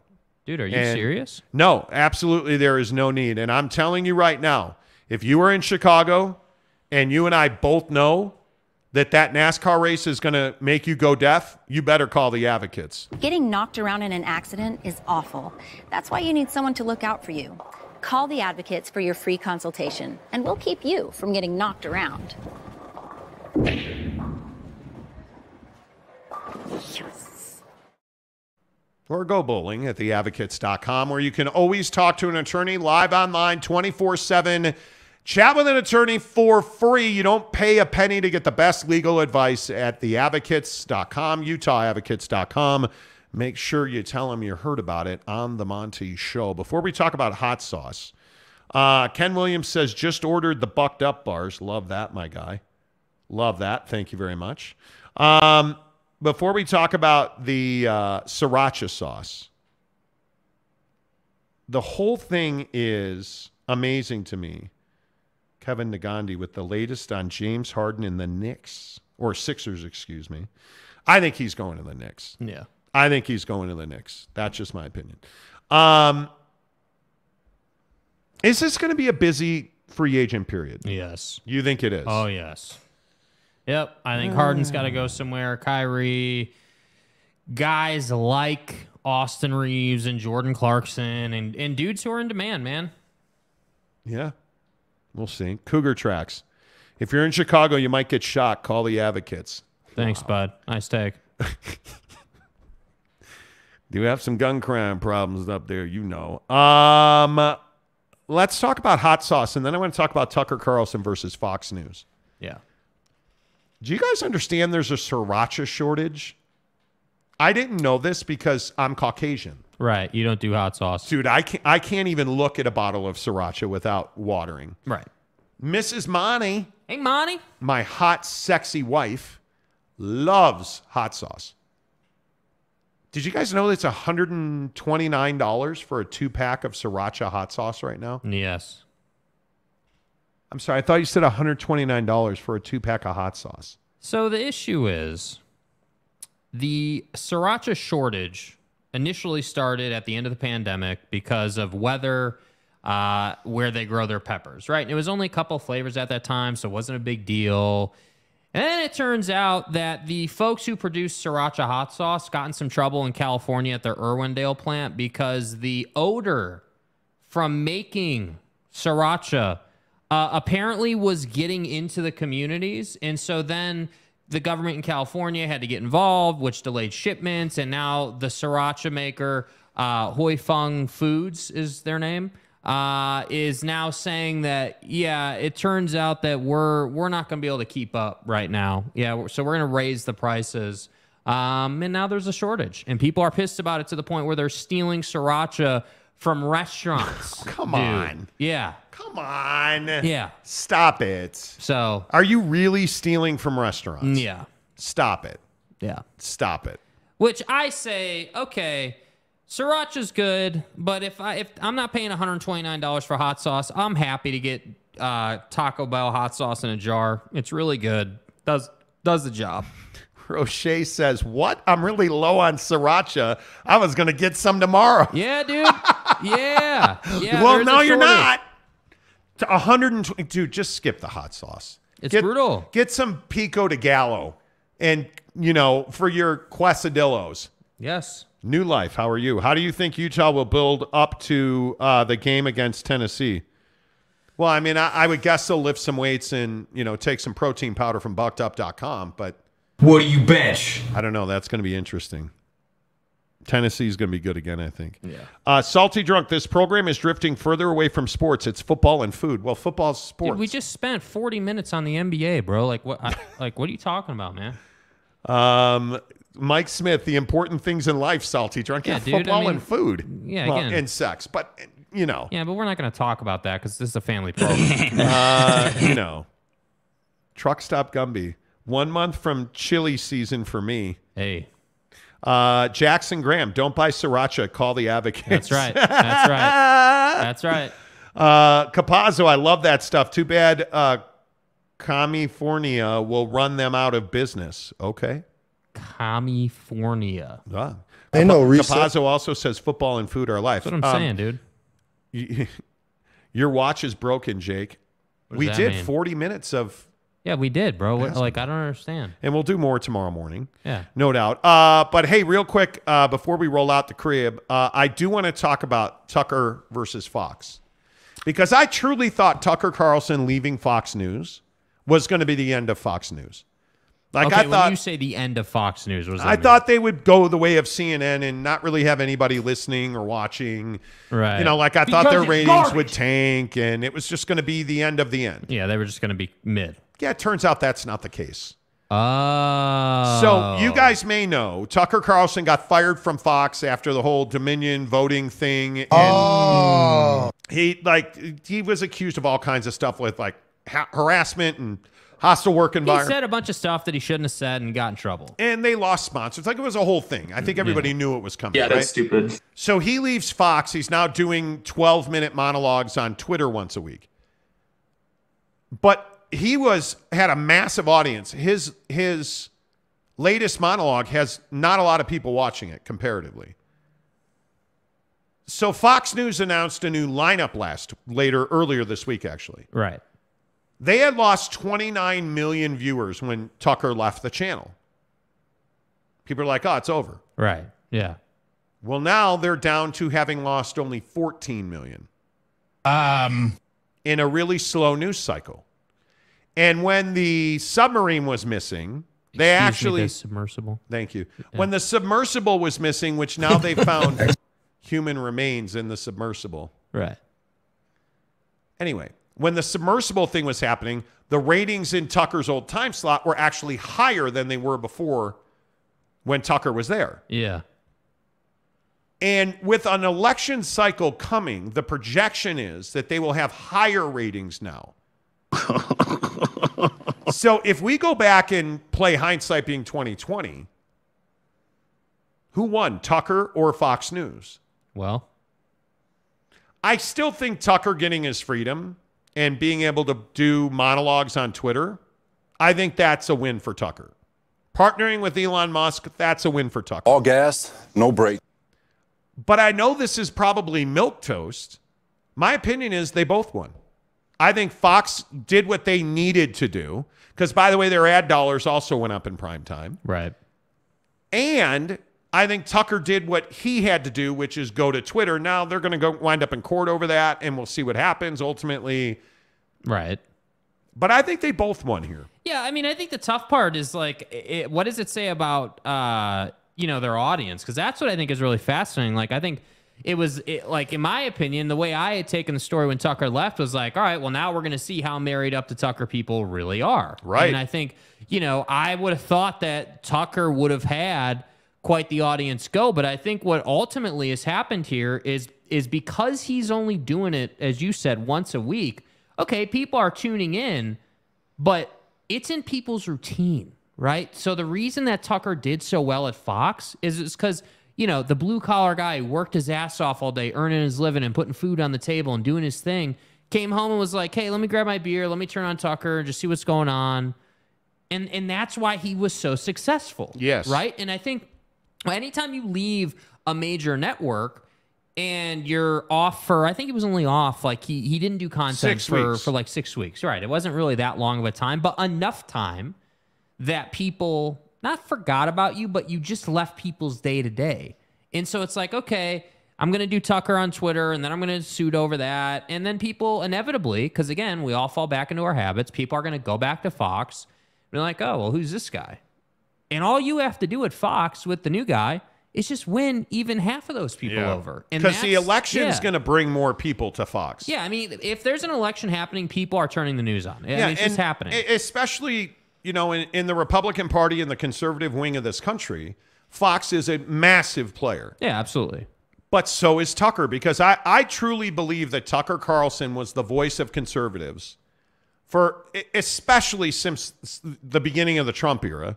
I'm not a big fan of Fox. But I think Tucker was a really important voice in the conservative movement. Mm-hmm. And his firing at Fox left a gaping vacuum there that eventually Fox was going to fill, and fans really don't have. You don't have, like, Newsmax is not a conservative outlet. Like, nobody's watching Newsmax and being like, there's my news.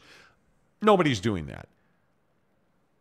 We saw people almost immediately, like, trickling back to Fox, right? And Hannity being moved down, Laura Ingraham being shortened up. Like, they tweaked their lineup pretty significantly. Yeah. But there is no question that Tucker Carlson was the voice of conservatives in this country. And he made a lot of mistakes, for better or for worse. But Tucker was the voice of conservatives. Yes. On the channel that served as the home of conservatives. So I think there was always going to be a vacuum there. Well, and I think if you were Fox, like, it was like, if you're Rupert Murdoch, no, you weren't surprised. Like, at some point you had to see the writing on the wall for Tucker before you ended up firing him. I mean, at some point you had to know, okay, we're kind of treading in some dangerous waters here, and people, outside entities are going to start getting involved, and maybe some suits, or we may get in trouble for this or that, whatever. Like, you knew that stuff was coming. And so to me, again, I just say a network like Fox, and I'm not a huge Fox guy. I'm also not a big CNN guy. Like, I don't love CNN's news. Unwatchable. Dude. Yeah, like, I don't watch news overall. I got to be honest with you. That's just not where my TV time is spent. But an entity that's been around as long as Fox News has been around, they haven't done it for this long by being reliant on one name or whatever, right? Well, like, and there's flexibility. It's not accidental. Fox News' success is also their failure in that the election coverage and but I think, like, the Brett Baer interview with Donald Trump last week, or they give you at least a product that you can watch. Like Don Lemon at CNN. I mean, the guy was fucking miserable. Awful. That you like who Because in it's this garbage. country, liberal or conservative, who in this country watched Don Lemon? I certainly didn't. You cannot. He's unwatchable. Like, Tucker is getting 12 million views on Twitter. Don Lemon, one, I don't think wanted to work, and two, nobody's tuning in to watch a monologue from Don Lemon on Twitter. What do you think about, I've seen some people run out the idea, just as an idea, not a reality, but just as an idea, of CNN taking a run at Tucker, because if they were to pick up Tucker, wouldn't that be genius? Because then it's like, okay, yeah, we're CNN, but we've kind of flipped the news game on its head, because now we have this guy like Tucker, and we've picked up this new audience. I think I don't think CNN is in a place financially to take that kind of risk, to be honest with you, but I thought that was an interesting concept, because I love that. Like, with the Pac-12 thing, I've always said, hey, if you flip this whole situation on its head and you go out to market and you allow schools to sell for themselves, you'd be in a great place. Same kind of thing for CNN with Tucker. But somebody explain to me, why would Tucker go back to TV? Well, okay, that's a great question. Tucker's not shown an ability to understand how to make his own product. He hasn't shown that ability. Because he's never had to. Right. But what Tucker Carlson, I think, can do, because he has financial resources, he's an important voice for conservatives. He needs to be heard. Now, the problem is, he's under contract. He's not going to be anywhere, in my opinion. Yeah, and I think he's going to lose in court to Fox on their non-compete clause in his contract, because they're paying him. They didn't terminate him and not pay him. He's going to wind up sitting out this next election cycle, which is just ball busting for conservatives, because he's a really important voice for conservatives. And when that's over, I think he's got like a year from November is when his contract's up. Right. Man, that's a long time. It's a long time. You see what I mean? Like, he didn't do content for 6 weeks after he got let go from Fox. Dude, you're talking about not being able to even sniff a news network till next year? But my point is, can he negotiate a settlement where he's allowed to do YouTube, where he's allowed to do, like, you look at a guy like, who's another conservative, a Glenn Beck, right? You look at what Glenn Beck's built. Glenn Beck's built a pretty good existence for himself doing radio and internet. Yeah. Tucker's got to get on internet. He's got to have his own platform. Get on the internet. Because, I understand Tucker Carlson does not appeal to the broad-based advertiser. Right. Like the Coca-Colas, the American Family Insurances, the Progressives. Like, he's not going to appeal to those brands. Yeah. But there are brands out there that will support Tucker Carlson. There's money for him to be made there, and really good money. But is that going to be a platform he's going to build? Is it going to be YouTube? Is it going to be... What's it going to be? Is he going to go join Glenn Beck? No, I guess not. Is Elon Musk, because there's a lot of talk that Elon would develop a platform with him. I don't think CNN exists in its current format in 2 years. That thing's a shit show. Who's watching CNN?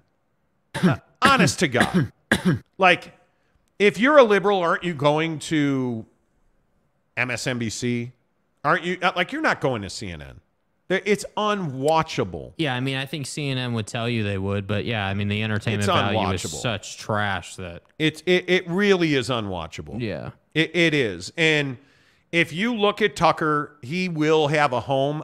The question is, how much effort is he willing to put in to fighting off and staving off irrelevance between now and then? Facts. Because that's going to be really difficult. But I think the argument, like, for non-competes and contracts, I think the argument around YouTube is really a fascinating one, because there are limitations to non-competes. And I obviously don't have access to the exact verbiage that was used in that specific non-compete, but at some point free speech comes into play when you're talking about outlets like YouTube. Yeah, I just think it'll be interesting. And then, not to cut off the comments, but then the other side for Tucker, because of some of the things he said, is YouTube community guidelines, and making it so that, you're in line with what YouTube allows and doesn't allow. That's the other side of it. Yep, and YouTube is a Google company, so that's a really good point. Roche says Fareed Zakaria is awesome and should take Lemon's spot instead of Sundays only. Yeah, I think the problem is Fareed has had opportunities in wide release, and I think his accent is very difficult over time. Yeah. And in this country, that probably does not play as well as it should, but the presentation is important. Mike Smith says Glenn Beck is a self-described clown. Glenn Beck doesn't take Glenn Beck seriously. No. He doesn't. Gregory Krug, does Glenn Beck University play Trump University in football this year seriously? Yeah. Seriously. But I think, you have to give Glenn Beck some respect for what he's built. I don't disagree with, Salty Drunk, are you guys still using the smoker? Yes, absolutely. Oh, yeah. The 4th of July will be ribs. Yeah. Low and slow on the Traeger. Dude. Yeah, the smoker's amazing. The smoker's amazing. We've been so busy. Yeah, dude. That life hasn't really been able to take place lately. Yep. Big Daddy Magic says Glenn Beck is really good. He's very talented. Tucker on Rumble. Tumble? Could be. Cougar Tracks. Is Game of Thrones good enough to watch? Oh, my God, Absolutely. yes. Have you never seen Game of Thrones, dude? Yes. It's amazing. But there's a lot of violence and nudity. I would warn you to that. Yeah. Mike Smith, serious newsmen or journalists are not what makes the money and gets the ratings. Absolutely, they are not. That's the truth. They're not. And I think that's why, somebody, I'm trying to think, a Sean Hannity. Like, Sean Hannity gets deposed and admits he knew Donald Trump's election theories were lies. But he can't say that on Fox because that's not their brand. Or a Tucker... Like, you guys remember, Fox goes into court and says, nobody takes Tucker seriously here.